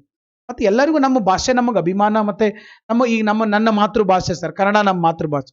ಈ ನಾನು ಕನ್ನಡದಾಗೆ ನನ್ನ ಭಾವನೆಗಳನ್ನ ನಿಮಗೆ ಹೇಳ್ಕೊಂಡಂಗೆ ಅಥವಾ ಇನ್ನೊಬ್ಬರಿಗೆ ಹೇಳ್ಕೊಂಡಂಗೆ ಬೇರೆ ಭಾಷೆದಾಗ ಹೇಳಕ್ ಸಾಧ್ಯತೆ ಇಲ್ಲ. ಏನೋ ನಮ್ಮ ಹೊಟ್ಟೆಪಾಡಿಗಾಗಿ ಸರ್ ನಾವು ಇಂಗ್ಲಿಷ್ ಮಾತಾಡಬಹುದು, ಹೊಟ್ಟೆಪಾಡಿಗಾಗಿ ಇಂಗ್ಲಿಷ್ ಮಾತಾಡಬಹುದು. ಯಾಕಂದ್ರೆ English is A universal language today. ಅದು ಕಮರ್ಷಿಯಲ್ ಆಗಿ ಬೇರೆ ಬೇರೆ ಚಟುವಟಿಕೆಗಳಲ್ಲಿ ನಾವು ಬಳಸ್ಬೋದು. ಆದ್ರೆ ಇನ್ನೊಬ್ಬರ ಜೊತೆ ಭಾವನೆಗಳನ್ನ ಹಂಚ್ಕೋಬೇಕಾದಾಗ, ಇನ್ನೊಬ್ಬರ ಕಷ್ಟ ಸುಖ ಮಾತಾಡ್ಬೇಕಾದಾಗ ಬರೋದು ಮದರ್ ಟಂಗ್, ತಾಯಿ ಭಾಷೆ, ಮಾತೃಭಾಷೆ ಸರ್. ಹೌದಾ? ಆ ಮಾತೃಭಾಷೆಯ ಬಗ್ಗೆ ನಮಗೆ ಅಭಿಮಾನ ಇರಬೇಕು. ಹಿಂದಿ ಇರ್ಲಿ, ಇಂಗ್ಲಿಷ್ ಇರ್ಲಿ, ಎಲ್ಲ ಓಕೆ. ಬಟ್ ನಮ್ಮ ಭಾಷೆ ನಮ್ಮ ಆಡಳಿತ ಭಾಷೆಯಾಗೇನೆ ಇರಬೇಕು. ಅದನ್ನ ಇಲ್ಲಿ ನಡೆದಿರುವಂಥದ್ದು. ಅದಕ್ಕಾಗಿ ಏನ್ ಮಾಡೋಣಪ್ಪ ಅಂತಂದ್ರೆ ಪ್ರಮುಖ ಅಂಶಗಳು ನೋಡೋಣ. ಈ ಹಿನ್ನೆಲೆ ಒಳಗಡೆ ಭಾಷೆಗಳ ಬಗ್ಗೆ ನೋಡೋಣ ನಾವು. ಯಾಕಂದ್ರ ಮೊನ್ನೆ 545 PSI ಎಕ್ಸಾಮ್ ನಡೀತು ಸರ್. 2021ಕ್ಕೆ ಸೆಕೆಂಡ್ ಹಾಫ್ ಅಲ್ಲಿ PSI ಎಕ್ಸಾಮ್ ನಡೀತು 545. ಅದರಾಗ ಈ ಭಾಷೆಗಳ ಅನುಸೂಚಿಗಳ ಬಗ್ಗೆ ಕ್ವಶನ್ ಬಂದಿದೆ ಸರ್. ಭಾಷೆಗಳು, ಅನುಸೂಚಿಗಳು, ಇಂಥವೆಲ್ಲ ಕ್ವಶನ್ ಬಂದ್ಬಿಟ್ಟವು ಫಸ್ಟ್ ಟೈಮ್. ಅಂದ್ರೆ ಪಾಲಿಟಿ ಒಳಗಡೆ ನಾವು ಯಾವ ಏರಿಯಾವನ್ನ ಜಾಸ್ತಿ ಓದುದಿಲ್ಲಲ್ಲ, ಆ ಏರಿಯಾದಾಗ ಕ್ವಶನ್ ಕೇಳಿದಾನೆ 545. ಅಂದ್ರೆ ಇದನ್ನಿಂದ ತಿಳ್ಕೋಬೇಕು, ಯಾರೂ ಕೂಡ ಯಾವುದೇ ಪಾಯಿಂಟ್ ಅನ್ನ ನೆಗ್ಲೆಕ್ಟ್ ಮಾಡಕೂಡದು. ಅದರ ಬಗ್ಗೆ ಒಂದಿಷ್ಟು ಮಾಹಿತಿ ಇದಾವೆ ನೋಡ್ರಿ. ಅಧಿಕೃತ ಭಾಷೆಗಳ ಕಾಯ್ದೆಯನ್ನ ಮಾಡಿದ್ರು ಸರ್. ಅಧಿಕೃತ ಭಾಷೆಗಳ ಕಾಯ್ದೆ ಯಾಕೆ ಇದನ್ನ ಮಾಡಿದ್ರು ಸರ್? ಒಕ್ಕೂಟ ವ್ಯವಸ್ಥೆ. ಕೆಲವು ರಾಜ್ಯಗಳಲ್ಲಿ ಹಿಂದಿ ಮಾತಾಡೋದಿಲ್ಲ, ಕೆಲವು ರಾಜ್ಯಗಳು ಹಿಂದಿ ಮಾತಾಡ್ತಾರ, ಸೆಂಟ್ರಲ್ ಗೌರ್ಮೆಂಟ್ ಹಿಂದಿ ಇದೆ. ಇವರೆಲ್ಲರ ನಡು ಕಮ್ಯುನಿಕೇಶನ್ ಆಗ್ಬೇಕಲ್ಲ, ಅದಕ್ಕಾಗಿ ಅಧಿಕೃತ ರಾಜ್ಯಗಳ ಭಾಷೆಯನ್ನ ಮಾಡಿ ಇಲ್ಲಿ ಕೇಂದ್ರ ಸರ್ಕಾರ ರಾಜ್ಯ ಸರ್ಕಾರಗಳ ಜೊತೆ ಸಂಪರ್ಕ ಮಾಡಬೇಕಾದಾಗ ಯಾವ ಭಾಷೆ ಬಳಸ್ಬೇಕನ್ನೋದನ್ನ ಹೇಳಿದ್ದಾರೆ. ಓಕೆ, 63ರ ಕಾಯ್ದೆ. ಆಮೇಲೆ ಅಧಿಕೃತ ಭಾಷಾ ನಿಯಮಗಳು 1976 ಸ್ಪಷ್ಟವಾಗಿ ಹೇಳಿದ್ದಾರೆ. ಕೇಂದ್ರ ಸರ್ಕಾರ ರಾಜ್ಯಗಳ ಜೊತೆ, ಕೇಂದ್ರಾಡಳಿತ ಪ್ರದೇಶಗಳ ಜೊತೆ ಯಾವ್ಯಾವ ಭಾಷೆದಾಗ ನೀವು ಬಳಸಬೇಕು. ಹೌದು, ಅದು ಬಹಳ ಇಂಪಾರ್ಟೆಂಟ್ ಇದೆ ಸರ್. ನಾಳೆ ಎಲ್ಲಾನು ಕೇಂದ್ರ ಸರ್ಕಾರದವರು ಹಿಂದಿ ಒಳಗಡೆ ಮಾಡಕತ್ತಾರ ಅಂದ್ರೆ ನಮ್ಮ ಆಫೀಸರ್ ಹಿಂದಿ ಬರ್ಲಿಲ್ಲ ಅಂದ್ರೆ ಅವಾಗ ಏನ್ ಮಾಡೋದು? ಅಥವಾ ನಮ್ಮವರೆಲ್ಲರೂ ಕನ್ನಡದಾಗ ಮಾಡಕತ್ತರು, ಅವ್ರಿಗೆ ಕನ್ನಡ ಬರ್ಲಿಲ್ಲ ಅಂದ್ರೆ ಏನ್ ಮಾಡೋದು? ಸೆಂಟ್ರಲ್ ಗೌರ್ಮೆಂಟ್ ಹೋಗ್ಬೇಕಾಗಿದ್ದು ನೀವು ಕನ್ನಡದಾಗೂ ಮಾಡ್ರಿ, ಹಿಂದಿ ಒಳಗೂ ಮಾಡ್ರಿ. ಆ ರೀತಿಯಾಗಿ ಭಾಷಾ ನಿಯಮಗಳಿದಾವೆ. ಏನ್ ಹೇಳ್ತಾವ ಇವು ನೋಡ್ರಿ. ಇಲ್ಲಿ ದೇಶದ ರಾಜ್ಯಗಳನ್ನ 3 ಗುಂಪಾಗಿ ಮಾಡಿದ್ದಾರೆ ಸರ್. 3 ಗುಂಪು. 1ನೇ ಗುಂಪು ಯಾವ್ದಪ್ಪ ಅಂತಂದ್ರೆ ಹಿಂದಿ ಮಾತನಾಡುವಂತ ಭಾಷೆಗಳು ಮತ್ತು ಕೇಂದ್ರಾಡಳಿತ ಪ್ರದೇಶಗಳು. ಹಿಂದಿ ಸ್ಪೀಕಿಂಗ್ ಸ್ಟೇಟ್ ಹರಿಯಾಣ, ಪಂಜಾಬ್, ಗುಜರಾತ್, ಉತ್ತರಾಖಂಡ್, ಉತ್ತರ ಪ್ರದೇಶ ಇಂಥವೆಲ್ಲ ಬರ್ತವೆ. ನೆಕ್ಸ್ಟ್ ಬಿ ಗ್ರೂಪ್ ಅಂತ ಮಾಡಿದ್ರೆ ಇದ್ರಾಗ ಹಿಂದಿಯಿಂದ ಸ್ವಲ್ಪ ಭಿನ್ನವಾದಂತ ಸ್ವತಂತ್ರ ಅಸ್ಮಿತೆ ಹೊಂದಿರುವಂತಹ ಭಾಷೆಗಳು. ನೆಕ್ಸ್ಟ್ ಸಿ ವರ್ಗ ಹಿಂದಿಯೇತರ ಭಾಷಿಕ ರಾಜ್ಯಗಳು. ಹಿಂದಿ ಬರೋದಿಲ್ಲ ಇಲ್ಲ ಅಂದ್ರೆ ಹಿಂದಿ ಬರುವುದಿಲ್ಲ ಅಂತಂದ್ರೆ ಹಿಂದಿ ಮಾತಾಡಲೇರದೇ ಇರುವಂತಹ ರಾಜ್ಯಗಳು, ತಮ್ಮದೇ ಓನ್ ಸ್ವತಂತ್ರ ಭಾಷೆ. ನಮ್ಮ ಕರ್ನಾಟಕ, ಕೇರಳ, ಆಮೇಲೆ ಯಾವುದು ತಮಿಳ್ನಾಡು ಇಂಥವೆಲ್ಲ ಬರ್ತವೆ. ಹೇಳ್ತೀನಿ ನಾನು ನಿಮ್ಗೆ ಲಾಸ್ಟ್ಗೆ ಐತದು. ಈಗ ಏನ್ ಮಾಡಿರಪ್ಪ ಅಂತಂದ್ರ ಇಲ್ಲಿ ಇದ್ರೊಳಗಡೆ ಹೇಳ್ತಾರ ಅವ್ರು ಈ ರಾಜ್ಯಗಳ ಜೊತೆಗೆ ಅಂದ್ರೆ ಸಿ ಗ್ರೂಪ್ನಾಗ ಕೆಲವು ರಾಜ್ಯಗಳದು. ಸಿ ಗ್ರೂಪ್ ABC ಒಳಗೆ ಸಿ ಗ್ರೂಪ್. ಯಾವ ಸಿ ಗ್ರೂಪು? ಹಿಂದಿಯೇತರ, ಹಿಂದಿ ಬಿಟ್ಟು ಬೇರೆ ಸರ್, ಕನ್ನಡ, ತಮಿಳು, ತೆಲುಗು, ಮಲಯಾಳಂ ಈ ರಾಜ್ಯಗಳು. ಅಂದ್ರೆ ಇದ್ರೊಳಗಡೆ 17 ರಾಜ್ಯಗಳಿದಾವ ಮತ್ತೆ ಕೆಲವು ಕೇಂದ್ರಾಡಳಿತ ಪ್ರದೇಶ ಅದಾವ. ಇವರು ಕೇಂದ್ರ ಸರ್ಕಾರದ ಜೊತೆಗೆ ಯಾವಾಗಿದ್ರು ಇಂಗ್ಲಿಷ್ ನಲ್ಲಿ ಮಾತ್ರವೇ ಪತ್ರ ವ್ಯವಹಾರವನ್ನ ನಡೆಸಬೇಕು. ಅಂದ್ರೆ ಕರ್ನಾಟಕದವರು ಸೆಂಟ್ರಲ್ ಗೌರ್ಮೆಂಟ್ಗೆ ಪತ್ರ ಬರಿಬೇಕಂದ್ರೆ ಇಂಗ್ಲಿಷ್ನಾಗ ಬರಿಬೇಕು, ಅವರು ನಮ್ಮ ಸ್ಟೇಟಿಗೆ ಬರಿಬೇಕಂದ್ರೆ ಇಂಗ್ಲಿಷ್ನಾಗನ ಬರಿಬೇಕು. ಹಿಂಗಂತೇಳಿ ಈ ಕಾಯ್ದೆ ಒಳಗಡೆ ಮಾಡಿದ್ರು. ಸೆಕ್ಷನ್ 3 ಕ್ಲಾಸ್ 3 ಒಳಗಡೆ ಮಾಡಿದ್ರು. ನೆಕ್ಸ್ಟ್ ಆಡಳಿತದಲ್ಲಿ ಹಿಂದಿಯನ್ನು ಉತ್ತೇಜಿಸುವ ಉದ್ದೇಶದಿಂದ ಕೇಂದ್ರ ಸರ್ಕಾರ ಪ್ರಶಸ್ತಿ ನೀಡುವ ಹೊಸ ಯೋಜನೆಯನ್ನ ಶುರು ಮಾಡ್ಕೊಂಡು ಇದು ಮಾಡಿದ್ರೆ ಸರ್. ಏನ್ ಮಾಡ್ರಪ್ಪ, ಕೇಂದ್ರ ಸರ್ಕಾರಕ್ಕೆ ನಾವೇನೋ ಕೊಡಬೇಕಾದ್ರು ಇಂಗ್ಲಿಷ್ನಾಗ, ಅವ್ರು ನಮಗ್ ಕೊಡ್ಬೇಕಾದ್ರೆ ಇಂಗ್ಲಿಷ್ನಾಗ. ಆದ್ರ ಕೇಂದ್ರ ಸರ್ಕಾರದವ್ರು ಏನ್ ಮಾಡಿದ್ರು, 2015ರಿಂದ ಒಂದು ಬಹುಮಾನ ಕೊಡಕತ್ರ ಪ್ರಶಸ್ತಿ. ಸರ್ ಯಾರು ಕನ್ನಡ ನಿಮ್ಮ ಭಾಷೆಗಳನ್ನ ಬಿಟ್ಟು ಇಂಗ್ಲಿಷು ಕನ್ನಡ ಬಿಟ್ಟು ಯಾರು ಹಿಂದಿ ಒಳಗಡೆ ವ್ಯವಹಾರ ಮಾಡ್ತಿರಲ್ಲ ಅವ್ರಿಗೆ ನಾವು ಪ್ರಶಸ್ತಿ ಕೊಡ್ತೀವಿ ಅಂತ ಶುರು ಮಾಡಿದ್ರು. ಪ್ರಶಸ್ತಿ ಕೊಡ್ತೀವಿ ಅಂದ ಕೂಡ ಮತ್ತೆ ಜನ ಏನ್ ಮಾಡಕತ್ರು, ಹಿಂದಿ ಯೂಸ್ ಮಾಡಕತ್ರು. ಓಕೆ, ಸೊ ಇದು ಒಂದನೇದ್ದು ಶುರುವಾಗಿತ್ತು ಸರ್ 2015ರಿಂದ. ಆಮೇಲೆ ಏನಾಯ್ತು ಅಂತಂದ್ರೆ ಹಿಂದಿ ಭಾಷೆ ಒಳಗಡೆ ಆಧುನಿಕ ಜ್ಞಾನ ಮತ್ತು ವಿಜ್ಞಾನ ವಿಷಯದ ಆಧಾರಿತ ಪುಸ್ತಕಗಳು ಈ ಪ್ರಶಸ್ತಿಗೆ ಪರಿಗಣಿಸುವ ಉದ್ದೇಶವನ್ನ ಕೂಡ ಹೊಂದಿತ್ತು. ಯಾರ್ಯಾರು ಹಿಂದಿ ಪುಸ್ತಕವನ್ನ ಮಾಡ್ತಾರ ಜ್ಞಾನ, ಆದ್ರೆ ಹಿಂದಿ ಅಷ್ಟು ಸ್ಪ್ರೆಡ್ ಆಗ್ಲಿಲ್ಲ. ಯಾಕಂದ್ರೆ ಹಿಂದಿ ಒಳಗಡೆ ಸರ್ ವಿಜ್ಞಾನ ಮತ್ತು ತಂತ್ರಜ್ಞಾನ ಇವಕ್ಕೆಲ್ಲ ಬೇಕಾದಂತ ತಾಂತ್ರಿಕ ಶಬ್ದಗಳ ಕೊರತೆ ಹಿಂದಿಯಲ್ಲಿದೆ ಸರ್. ನಮಗೆ ಇನ್ನೊಂದು ಹೇಳ್ತೇನೆ ನಿಮಗೆ, ನಮ್ಮ ಕನ್ನಡ ಭಾಷೆ ಬಹಳ ಅದ್ಭುತವಾದ ಭಾಷೆ ಸರ್. ಯಾವ ಹಿಂದಿಗೂ ಕಡಿಮೆ ಇಲ್ಲ ನಾವು. ಓಕೆ, ಹಿಂದಿ ಭಾಷೆ 15 ರಾಜ್ಯಗಳಲ್ಲಿ ಇದ್ಕೊಂಡು 15 ರಾಜ್ಯಗಳಲ್ಲಿ ಇದ್ಕೊಂಡು ಸರ್ ಅದು ಜ್ಞಾನಪೀಠ ಪ್ರಶಸ್ತಿಯನ್ನ ತೆಗೆದುಕೊಂಡಿದೆ. ಓಕೆ, ಜ್ಞಾನಪೀಠ ನಮ್ದು ಒಂದೇ ರಾಜ್ಯದಲ್ಲಿ ಇದ್ಕೊಂಡು 8 ಜ್ಞಾನಪೀಠ ಪ್ರಶಸ್ತಿಯನ್ನು ತೆಗೆದುಕೊಂಡಂತ ಅದ್ವಿತೀಯ ಭಾಷೆ ನಮ್ದು. Kannada literature is a rich literature. ಅವ್ರಿಗೆ ಸಂಪದ್ಭರಿತ ಸಾಹಿತ್ಯ ಇದೆ ನಮ್ಮಲ್ಲಿರುವಷ್ಟು ಪದಪುಂಜಗಳು ಹಿಂದಿಯಲ್ಲಿಲ್ಲ. ಓಕೆ, ಸೊ ಹಿಂಗೆಲ್ಲ ಇದು ಹಿಂದಿ ಒಳಗಡೆ ವಿಜ್ಞಾನ ಮತ್ತೆ ಜ್ಞಾನ ಈ ಒಂದು ಪರಿಭಾಷೆಯ ಕೊರತೆ ಆಯ್ತು. ದೈನಂದಿನ ವ್ಯವಹಾರದೊಳಗಡೆ ಕೆಲವು ಬ್ಯಾಂಕಿಂಗ್ ಕ್ಷೇತ್ರದೊಳಗಡೆ ಕಚೇರಿ ಕೆಲಸಗಳಲ್ಲಿ ಸರಿಯಾಗಿ ಟ್ರಾನ್ಸ್ಲೇಷನ್ಗಳು ಬರಲಿಲ್ಲ, ತಾಂತ್ರಿಕ ಪದದೋಷ ಬರಕತ್ತು. ಹಿಂಗಾಗಿ ಹಿಂದಿ ಸ್ವಲ್ಪ ಏನಾಗಕತ್ತೆ ಸರ್, ಕಡಿಮೆ ಆಗಕತ್ತೆ. 2015ರಿಂದ ಹಿಂದಿ ಹೇರಿಕೆ ಶುರುವಾಗಿತ್ತು, ಬಟ್ ಅದು ಅಷ್ಟು ಸಕ್ಸಸ್ ಆಗ್ಲಿಲ್ಲ. ಇನ್ನ ನಮ್ಮ ಈ ಭಾಷೆಗಳ ಸಂಬಂಧಪಟ್ಟಂಗೆ ಕೆಲವೊಂದು ಮಾಹಿತಿಯನ್ನ ನೋಡೋಣ. ನೀವು ನಾಳೆ ಎಸ್ಸೆದು ಬರೆಯಕತ್ತರ ಸರ್, ನಿಮಗೆಲ್ಲ ಬಹಳ ಯೂಸ್ ಆಗ್ತವೆ. 2011ರ ಪ್ರಕಾರ ದೇಶದಲ್ಲಿ ಹಿಂದಿ ಮಾತನಾಡುವವರ ಸಂಖ್ಯೆ 52.8 ಕೋಟಿ. 52.8 ಕೋಟಿ. ಮತ್ತೆ ಈ 52 ಕೋಟಿಗಳಲ್ಲಿ ಮೂಲ ಹಿಂದಿ ಮಾತಾಡುವವರ ಸಂಖ್ಯೆ 32 ಕೋಟಿ ಮಾತ್ರ ಸರ್. ಬರೀ 32 ಕೋಟಿ ಮೂಲ ಪಕ್ಕ ಹಿಂದಿ. 20.8 ಕೋಟಿ ಜನರು ಹಿಂದಿ ಉಪಭಾಷೆಗಳು ಅಥವಾ ಸಂಪೂರ್ಣ ಸ್ವತಂತ್ರ ಭಾಷೆಗಳನ್ನೇ ಮಾತಾಡ್ತಾ ಬರುವಂತದ್ದು. ಮತ್ತೆ ಹಿಂದಿ ಭಾಷೆ ಒಳಗಡೆ ಪ್ಯೂರ್ ಹಿಂದಿಯಲ್ಲಿ ಅದ್ರದ್ದೊಂದು ಗುಂಪು ಐತಿ ಸರ್. ಯಾವುದು ನೋಡ್ರಿ, ಭೋಜ್ಪುರಿ. ಓಕೆ, ಸೊ ಭೋಜ್ಪುರಿ, ಗವಾರಿ, ಅವಧಿ, ಬಂಜಾರಿ, ಮಾರ್ವಾಡಿ, ಛತ್ತೀಸ್ಗಢಿ, ವಜ್ರ ಭಾಷಾ, ಚೌವ್ಯಾಲಿ, ಮಾಲ್ವಿ, ಲೋಧಿ, ರಾಜಸ್ಥಾನಿ, ಮೇವಾರಿ 57 ಪ್ರಮುಖ ಭಾಷೆಗಳಿದಾವೆ. ಇಂಥವು ಇವೆಲ್ಲ ಹಿಂದಿ ಗುಂಪಿನಲ್ಲೇನೆ ಬರುವಂತ ಭಾಷೆಗಳು. ಇವಕ್ಕ ಬಹಳ ಏನ್ ಡಿಫ್ರೆನ್ಸ್ ಆಗುದಿಲ್ಲ ಸರ್. ಓಕೆ, ಸೊ ಈಗ ನೀವು ಕೆಲವೊಂದು ಭಾಷೆಗಳನ್ನ ಈ ರಾಜಸ್ಥಾನಿ ಭಾಷೆ ನೋಡಿದ್ರಿ ಅಂದ್ರೆ ಆಲ್ಮೋಸ್ಟ್ ಹಿಂದಿ ಟೈಪ್ ಅನ್ನ ಇರ್ತದೆ ಅದು. ಹೀಗಾಗಿ ಅದು ಬಹಳ ಏನು ಡಿಫ್ರೆನ್ಸ್ ಅಲ್ಲಿ ಬರುವುದಿಲ್ಲ. ದೇವನಾಗರಿ ಲಿಪಿಯನ್ನ ಸರ್ ಇವರು ಬಳಸ್ತಾರೆ, ದೇವನಾಗರಿ ಲಿಪಿ. ಒಟ್ಟಲ್ಲಿ ಹಿಂದಿ ಗುಂಪಿನಿಂದ ಇವತ್ತು ಈ ಭಾಷೆಗಳನ್ನ ಈ ಗುಂಪಿನಿಂದ ಹೊರಗಿಟ್ರೆ ದೇಶದಲ್ಲಿ ಹಿಂದಿಯೇತರ ಭಾಷೆಗಳನ್ನ ಮಾತನಾಡುವಂತವರ ಸಂಖ್ಯೆ 100 ಕೋಟಿ ಆಗ್ತದೆ. ಮೂಲ ಹಿಂದಿ ಮಾತಾಡೋರು ಸರ್ ಬರೀ 32 ಕೋಟಿ ಮಾತ್ರ. ಹಂಗಂಗಿಡೀ ದೇಶಕ್ಕೆಲ್ಲ ಮಾಡ್ತೀರಂತೇಳಿ ಕೆಲವು ಜನ ಸಿಡಿದೆದ್ದಿದ್ದಾರೆ. ಓಕೆ, ಹಾ, ಇನ್ನ ಅಲ್ಲಿ ನಾನು ನಿಮ್ಗೆ ಹೇಳಿದ್ದೆ ಎ ಗುಂಪಿನ ರಾಜ್ಯಗಳು, ಬಿ ಗುಂಪಿನ ರಾಜ್ಯಗಳು, ಸಿ ಗುಂಪಿನ ರಾಜ್ಯಗಳು ಯಾವ್ಯಾವ ಒಂದ್ ಕಡೆ ನೆನ್ಪಿಟ್ಕೊಡ್ರಿ. Bihar, Haryana, Himachal Pradesh, Madhya Pradesh, Chhattisgarh, Jharkhand, Uttarakhand, Rajasthan, UP, Delhi, Andaman and Nicobar A ಗುಂಪಿನ ರಾಜ್ಯಗಳು. ನೆಕ್ಸ್ಟ್ ಸರ್ ಬಿ ಗುಂಪಿನ ರಾಜ್ಯಗಳು ಮತ್ತು ಕೇಂದ್ರಾಡಳಿತ ಪ್ರದೇಶಗಳು. ಸರ್ ಇಲ್ಲಿ ಗುಜರಾತ್ ಬರ್ತದೆ, ಮಹಾರಾಷ್ಟ್ರ, ಪಂಜಾಬ್, ಚಂಡೀಗಢ, ದಿಯು, ದಮನ್. ನೆಕ್ಸ್ಟ್ ದಾದ್ರಾ ಮತ್ತು ನಗರ್ ಹವೇಲಿ ಅಂತೇಳಿ ಇಲ್ಲಿ ನಾವು ಕರೆಯುವಂತ. ನೆಕ್ಸ್ಟ್ ಸಿ ಗುಂಪಿನ ರಾಜ್ಯಗಳು ಮತ್ತು ಕೇಂದ್ರಾಡಳಿತ ಪ್ರದೇಶಗಳು. ಸರ್ ಮೊದಲಿಗೆ ಬರೋದು ಕರ್ನಾಟಕ, ನೆಕ್ಸ್ಟ್ ತಮಿಳುನಾಡು, ಕೇರಳ, ಆಂಧ್ರ ಪ್ರದೇಶ್, ತೆಲಂಗಾಣ, ಗೋವಾ, ಒಡಿಶಾ, ಪಶ್ಚಿಮ ಬಂಗಾಳ, ಸಿಕ್ಕಿಂ, ಅಸ್ಸಾಂ, ಅರುಣಾಚಲ್ ಪ್ರದೇಶ್, ಮೇಘಾಲಯ, ಮಣಿಪುರ್, ಮಿಜೋರಾಂ, ನಾಗಾಲ್ಯಾಂಡ್, ತ್ರಿಪುರಾ, ಲಕ್ಷದ್ವೀಪ್ ಮತ್ತು ಪುದುಚೇರಿ. ಇವೆಲ್ಲ ಪೂರ್ತಿ ಓಕೆ. ಸೊ ಸಿ ಗುಂಪಿನಲ್ಲಿ ಬರುವಂತಹ ರಾಜ್ಯಗಳು ತಮ್ಮದೇ ಆದಂತಹ ಒಂದು ಭಾಷೆಯನ್ನ ಹೊಂದಿರುವಂತಹ. ನೆಕ್ಸ್ಟ್ ಆರ್ಟಿಕಲ್ 343 ಸಂವಿಧಾನದಲ್ಲಿ 8ನೇ ಶೆಡ್ಯೂಲ್ ನಲ್ಲಿರುವಂತಹ 22 ಭಾಷೆಗಳು ಪೂರ್ತಿ ಮುಗಿಸೇ ಬಿಡೋಣ ಸರ್. ಸ್ವಲ್ಪ ಭಾಷೆ ಬಗ್ಗೆ ನ್ಯೂಸ್ನಾಗ ಬಂದ್ರು ಪಾಲಿಟಿ ಒಳಗಡೆ ಎದ್ವಾ ತದ್ವಾ ಡೆಪ್ತ್ ಕೇಳ್ತಾನ. ಅವ್ನು ಏನೇನು ಕೇಳ್ತಾನಂತ ನಾವು ಮೊದಲೇ ಎಲ್ಲ ತಯಾರಿ ಮಾಡ್ಕೊಂಡು 360 ಡಿಗ್ರಿ ಆಂಗಲ್ ಒಳಗಡೆ ಅದನ್ನು ಕವರ್ ಮಾಡುವಂತ ಪ್ರಯತ್ನ ಇದೆ. ಭಾಷೆಗಳು ಸರ್ ನೋಡಿ, ಫಸ್ಟ್ ಕಾಶ್ಮೀರಿ ಭಾಷೆ 22 ಭಾಷೆಗಳು ಕಾಶ್ಮೀರಿ. ಅಲ್ಲಿ 8 ಜನ ಅದಾರ ಅನ್ನೋದು ಬರ್ದಿದ್ದೀನಿ, ಆಮೇಲೆ ನಿಮ್ಗೆ ಅದು PDF ದಾಗ ತಕ್ಕೋಬೇಕು ನೀವು. ಪಂಜಾಬಿ, ಸಿಂಧಿ, ಗುಜರಾತಿ, ಮರಾಠಿ, ಕೊಂಕಣಿ, ಕನ್ನಡ, ಮಲಯಾಳಂ, ತಮಿಳು, ನೆಕ್ಸ್ಟ್ ತೆಲುಗು, ಒಡಿಯಾ, ಸಂತಾಲಿ, ಬೆಂಗಾಲಿ, ಮೈಥಿಲಿ, ಆಮೇಲೆ ಮಣಿಪುರಿ, ಅಸ್ಸಾಮಿ, ಬೋಡೋ, ಡೋಗ್ರಿ, ಹಿಂದಿ, ನೇಪಾಳಿ, ಉರ್ದು ಮತ್ತೆ ಸಂಸ್ಕೃತ. ಇಷ್ಟು ಭಾಷೆಗಳು ಸರ್ ಬರುವಂತದ್ದು. ಓಕೆ, ಸೊ ಇದ್ರೊಳಗಡೆ ನಮ್ಮ ಕನ್ನಡ ಕೂಡ ಇಲ್ಲಿ ಇರುವಂತದ್ದು. ನೆಕ್ಸ್ಟ್ ಸರ್ ಇನ್ನ ಏಪ್ರಿಲ್ 13ನೇ ತಾರೀಕು ಬಂತಪ್ಪ ಅಂತಂದ್ರೆ ನಮಗೆ ನೆನಪಾಗೋದು ಜಲಿಯನ್ ವಾಲಾಬಾಗ್ ಹತ್ಯಾಕಾಂಡ.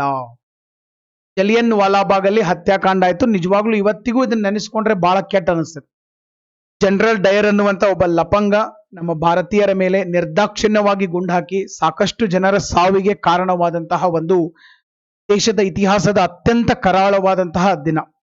ಮಸಕ್ಕರ್, ಜಲಿಯನ್ ವಾಲಾಬಾಗ್ ಮಸಕ್ಕರ್ ಅಂತ ಕರಿತೀವಿ ನಾವು. ಓಕೆ, ಇಲ್ಲಿ ನೋಡ್ರಿ ಸರ್ ಇದ್ರ ಬಗ್ಗೆ ಒಂದೆರಡು ಮಾಹಿತಿ ನೋಡೋಣ. ಈಗಾಗಲೇ ನಾನು ನಿಮಗೆ ಇದನ್ನ ಆಧುನಿಕ ಭಾರತದ ಇತಿಹಾಸದಲ್ಲಿ ನಾನು ಹೇಳ್ತಾ ಇರುವಂತದ್ದು. ಸೊ ಯಾಕಂದ್ರೆ ನಮ್ಮ ಆಪ್ ಅಲ್ಲಿ ಏನು ಕೋರ್ಸ್ ತಗೋತಿರಲ್ಲ, ನೀವು ಕೋರ್ಸ್ ತಗೊಂಡಲ್ಲಿ ಆಧುನಿಕ ಭಾರತದ ಇತಿಹಾಸ, Karnataka geography, Indian geography, world geography, okay, ಆಮೇಲೆ ನಮ್ಮ ಯಾವ್ದಪ್ಪ ಅಂತಂದ್ರೆ ಫಿಸಿಕಲ್ ಜಿಯೋಗ್ರಫಿ, ಇವನ್ನೆಲ್ಲ ಅಲ್ಲಿ ನಾನೇ ತೆಗೆದುಕೊಳ್ತಾ ಇರುವಂತದ್ದು. ಆಮೇಲೆ ಸ್ಟ್ರಾಟಜಿ ಕ್ಲಾಸಸ್, ಸಾಕಷ್ಟು ಸಬ್ಜೆಕ್ಟ್ ಗಳನ್ನು ತಗೋತಾ ಇರುವಂತದ್ದು. ಸೊ ಏಪ್ರಿಲ್ 13, 1919ರಲ್ಲಿ ಜಲಿಯನ್ ವಾಲಾಬಾಗ್ ಹತ್ಯಾಕಾಂಡ ಪಂಜಾಬಿನ ಅಮೃತ್ಸರ್ ಎಂಬಲ್ಲಿ ನಡೀತು ಸರ್. ಜಲಿಯನ್ ವಾಲಾಬಾಗ್ ಹತ್ಯಾಕಾಂಡ ಇದ್ರ ಬಗ್ಗೆ ಸರ್ ಇಲ್ಲಿ ನಾನು ಮಾಹಿತಿಯನ್ನ ನಿಮಗೆ ಕೊಡಬೇಕಪ್ಪ ಅಂತಂದ್ರೆ, ಜಲಿಯನ್ ವಾಲಾಬಾಗ್ ಅನ್ನುವಂತ ಸ್ಥಳ ಪಂಜಾಬ್ ಅಲ್ಲಿ ಅಮೃತ್ಸರ್ ಅಲ್ಲಿ ರೌಲತ್ ಕಾಯ್ದೆ ತಗೊಂಡ್ಬಂದಿದ್ದೀರಿ ಸರ್. ಇದು ಬಹಳ ಬಕವಾಸ್ ಕಾಯ್ದೆ. ರೌಲತ್ ಕಾಯ್ದೆ ಅಂದ್ರೆ ಏನು? ಬ್ರಿಟಿಷರ ವಿರುದ್ಧ ಭಾರತೀಯರು ಯಾರು ಒಟ್ಟ ಮಾತು ತುಟಿ ಪಿಟಕ್ ಅನ್ನಬಾರ್ದು. ಅವ್ರ ವಿರುದ್ಧ ನಾವು ಮಾತಾಡಿದೀವಿ, ಅವ್ರ ವಿರುದ್ಧ ನಾವು ಏನಾದ್ರೂ ಚಳವಳಿ ಮಾಡಕ್ ಹೋದಿವಿ ಅಂತಂದ್ರೆ ನಮ್ಮನ್ನ ಅರೆಸ್ಟ್ ಮಾಡ್ತಾರ. ಅರೆಸ್ಟ್ ಮಾಡಿ ಸರ್ ಅದನ್ನ ಟ್ರಯಲ್ ವಿತೌಟ್ ಟ್ರಯಲ್ ಪನಿಷ್ಮೆಂಟ್ ಕೊಡೋದು. ಅಂದ್ರೆ ತನಿಖೆನ ಮಾಡಂಗಿಲ್ಲ, ಕೋರ್ಟ್ಗೂ ಹೋಯಂಗಿಲ್ಲ, ಸುಮ್ನೆ ಹೋಗಿ ಅವ್ರನ್ನ ಪನಿಷ್ಮೆಂಟ್ ಕೊಟ್ಟು ಬಿಡೋದು. ತಾವೆಲ್ಲ ಮಾಡ್ತೇವೆ. ಒಟ್ಟ ಭಾರತೀಯರು ಯಾರು ಸರ್ ಚಳುವಳಿ ಮಾಡಬಾರ್ದು, ಒಂದಾಗಬಾರ್ದು, ಬ್ರಿಟಿಷ್ ಎಂಪೈರ್ ವಿರುದ್ಧ ಯಾರು ನಿಲ್ಬಾರ್ದು ಅನ್ನುವಂತ ಒಂದು ಕೆಟ್ಟ ಉದ್ದೇಶ, ದುರುದ್ದೇಶ ಈ ರೌಲತ್ ಕಾಯ್ದೆ ಒಳಗಡೆ ಇತ್ತು. ರೌಲತ್ ಅನ್ನುವಂಥವನು ಒಬ್ನು ಲಾ ಮಿನಿಸ್ಟರು, ಅವನ ಕಾಯ್ದೆ ತಂದಿದ್ದಕ್ಕೆ ಅದನ್ನ ರೌಲತ್ ಕಾಯ್ದೆ ಅಂತ ಹೇಳಿ ಕರಿತಿದ್ರು. ಅವಾಗ ಏನಾಯ್ತು, ರೌಲತ್ ಕಾಯ್ದೆ ಬಗ್ಗೆ, ರೌಲತ್ ಕಾಯ್ದೆ ವಿರುದ್ಧ ಹೋರಾಟ ನಡೀತಾ ಇತ್ತು. ರೌಲತ್ ಕಾಯ್ದೆ ವಿರುದ್ಧ ಹೋರಾಟ, ಇಂಥ ಕಾಯ್ದೆ ಯಾಕೆ ತಗೊಂಡ್ಬಂದಿದ್ರಿ ನೀವು, ಬಹಳ ಬಕವಾಸ್ ಕಾಯ್ದೆ ಇದು. ಓಕೆ, ರೌಲತ್ ಕಾಯ್ದೆ ಹಿಂಪಡೀರಿ ಅಂತೇಳಿ ಹೋರಾಟ ಮಾಡ್ತಿದ್ರು. ಅದೇ ಸಂದರ್ಭದಲ್ಲಿ ಏನಾಗಿತ್ತು, 144 ಕಲಂ ತರ ಡಿಕ್ಲೇರ್ ಮಾಡಿದ್ರು. 4 ಜನ ಕೂಡ ಅಡ್ಡಾಡಬಾರ್ದು, ಗುಂಪು ಸೇರಬಾರ್ದು, ಶಸ್ತ್ರಾಸ್ತ್ರ ತರಬಾರ್ದು ಅಂತಿತ್ತು. ಓಕೆ, ಸೊ ದೇಶಾದ್ಯಂತ ಇದು ನಡೀತಾ ಇತ್ತು ಸರ್ ರೌಲತ್ ಕಾಯ್ದೆ ವಿರುದ್ಧ ಹೋರಾಟ. ಆಮೇಲೆ ಗುಂಪು ಕೂಡಬಾರ್ದಂತನೂ ರೂಲ್ಸ್ ಮಾಡಿದ್ರು. ಬಟ್ ಅವತ್ತೇನಿತ್ತಪ್ಪ, ಏಪ್ರಿಲ್ 13, 1919 ಬೈಸಾಖಿ ಹಬ್ಬ ಇತ್ತು. ಎಲ್ಲಿ? ಪಂಜಾಬ್ ಒಳಗಡೆ. ಜನ ಸರ್ ಪಂಜಾಬ್ ಒಳಗಡೆ ಪಾಪ ಅಮೃತ್ಸರ್ ಹತ್ರ ಜಲಿಯನ್ ವಾಲಾಬಾಗ್ದಲ್ಲಿ ಬೈಸಾಖಿ ಹಬ್ಬ ಮಾಡಕ್ ಅವ್ರು ಬಂದಿದ್ದಾರೆ.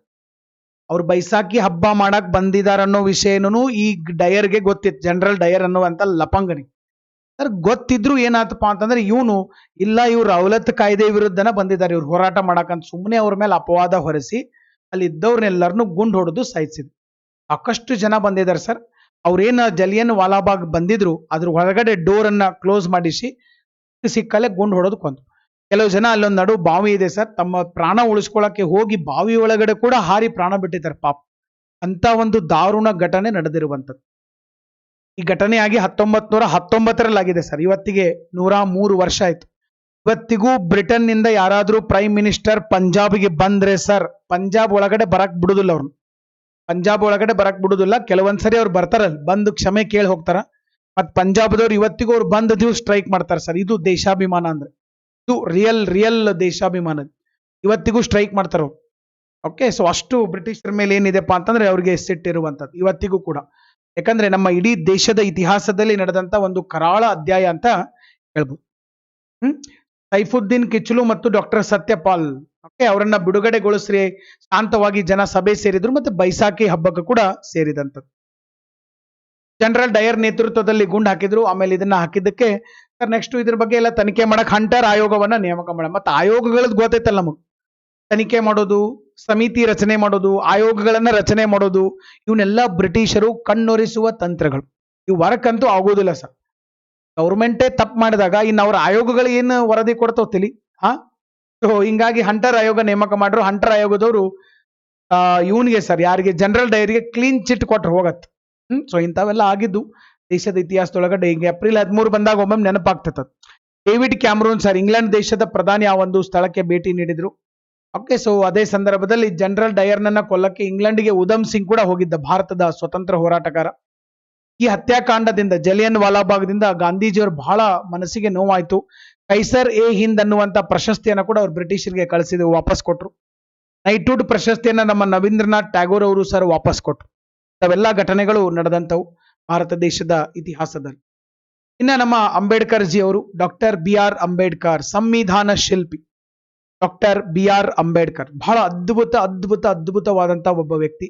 ಬಹಳ ಆದರ್ಶಗಳನ್ನ ಇಟ್ಕೊಂಡು ಬದುಕಿದಂತ ಒಬ್ಬ ವ್ಯಕ್ತಿ ಸರ್. ಈ ದೇಶದೊಳಗಡೆ ಸಾಕಷ್ಟು ತಾರತಮ್ಯಗಳಿದ್ದು, ಸಾಮಾಜಿಕ ಶ್ರೇಣೀಕರಣ ಪದ್ಧತಿ ಇತ್ತು.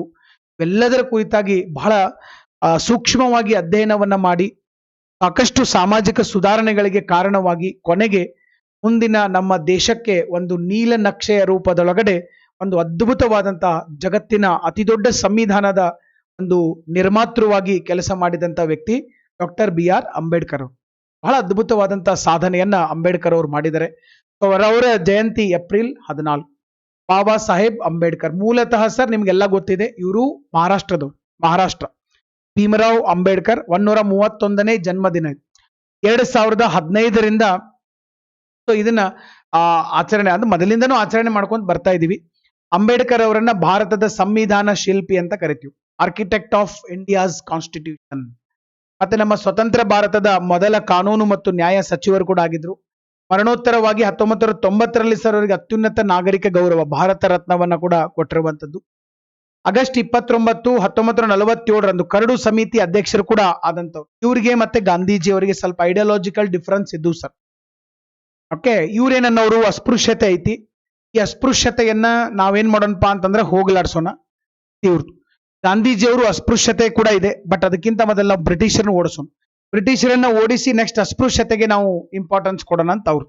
ಯಾಕಂದ್ರೆ ನಾವು ಬರೀ ನಮ್ಮ ಒಳಗಿನ ಜಗಳನ್ನ ನೋಡಾಕತ್ತೀವಿ, ಅಸ್ಪೃಶ್ಯತೆ ನೋಡಾಕತ್ತೀವಿ ಅಂದ್ರೆ ಇದನ್ನ ಅವ್ರು ಅಡ್ವಾಂಟೇಜ್ ತಗೋತಾರ ಅನ್ನೋದು ಗಾಂಧೀಜಿಯವರು. ಇಬ್ಬರದು ಅವರವರ ದೃಷ್ಟಿಕೋನದಲ್ಲಿ ಸರಿಯಾದ ವಿಚಾರಗಳು. ಬಟ್ ಯಾವಾಗ್ಲೂ ನಿಮಗೆ ಗೊತ್ತಿರಲಿ ಸರ್, ಯಾವ ವ್ಯಕ್ತಿ ಶ್ರೇಷ್ಠ ವ್ಯಕ್ತಿಯಾಗಿರ್ತಾನೆ, ಒಳ್ಳೆಯ ಒಂದು ನಾಲೆಡ್ಜ್ ಇರ್ತದೆ, ಅವನು ಯಾವಾಗಿದ್ರು ಕಾಂಪ್ರಮೈಸ್ ಆಗ್ತಾನೆ. ಶ್ರೇಷ್ಠ ವಿಚಾರಗಳು ಬೇರೆ ಬೇರೆ ಇದ್ರೂ ಕೂಡ ಅವರು ಒಂದಾಗ್ತಾರೆ ಸರ್. ಗಾಂಧೀಜಿ ಮತ್ತೆ ಅಂಬೇಡ್ಕರ್ ಅವರು ಕೊನೆಗೂ ಅವರ ಐಡಿಯಾಲಜಿಗಳನ್ನ ಪಕ್ಕಕ್ಕಿಟ್ಟು ಅವರಿಬ್ರು ಒಂದಾದ್ರು.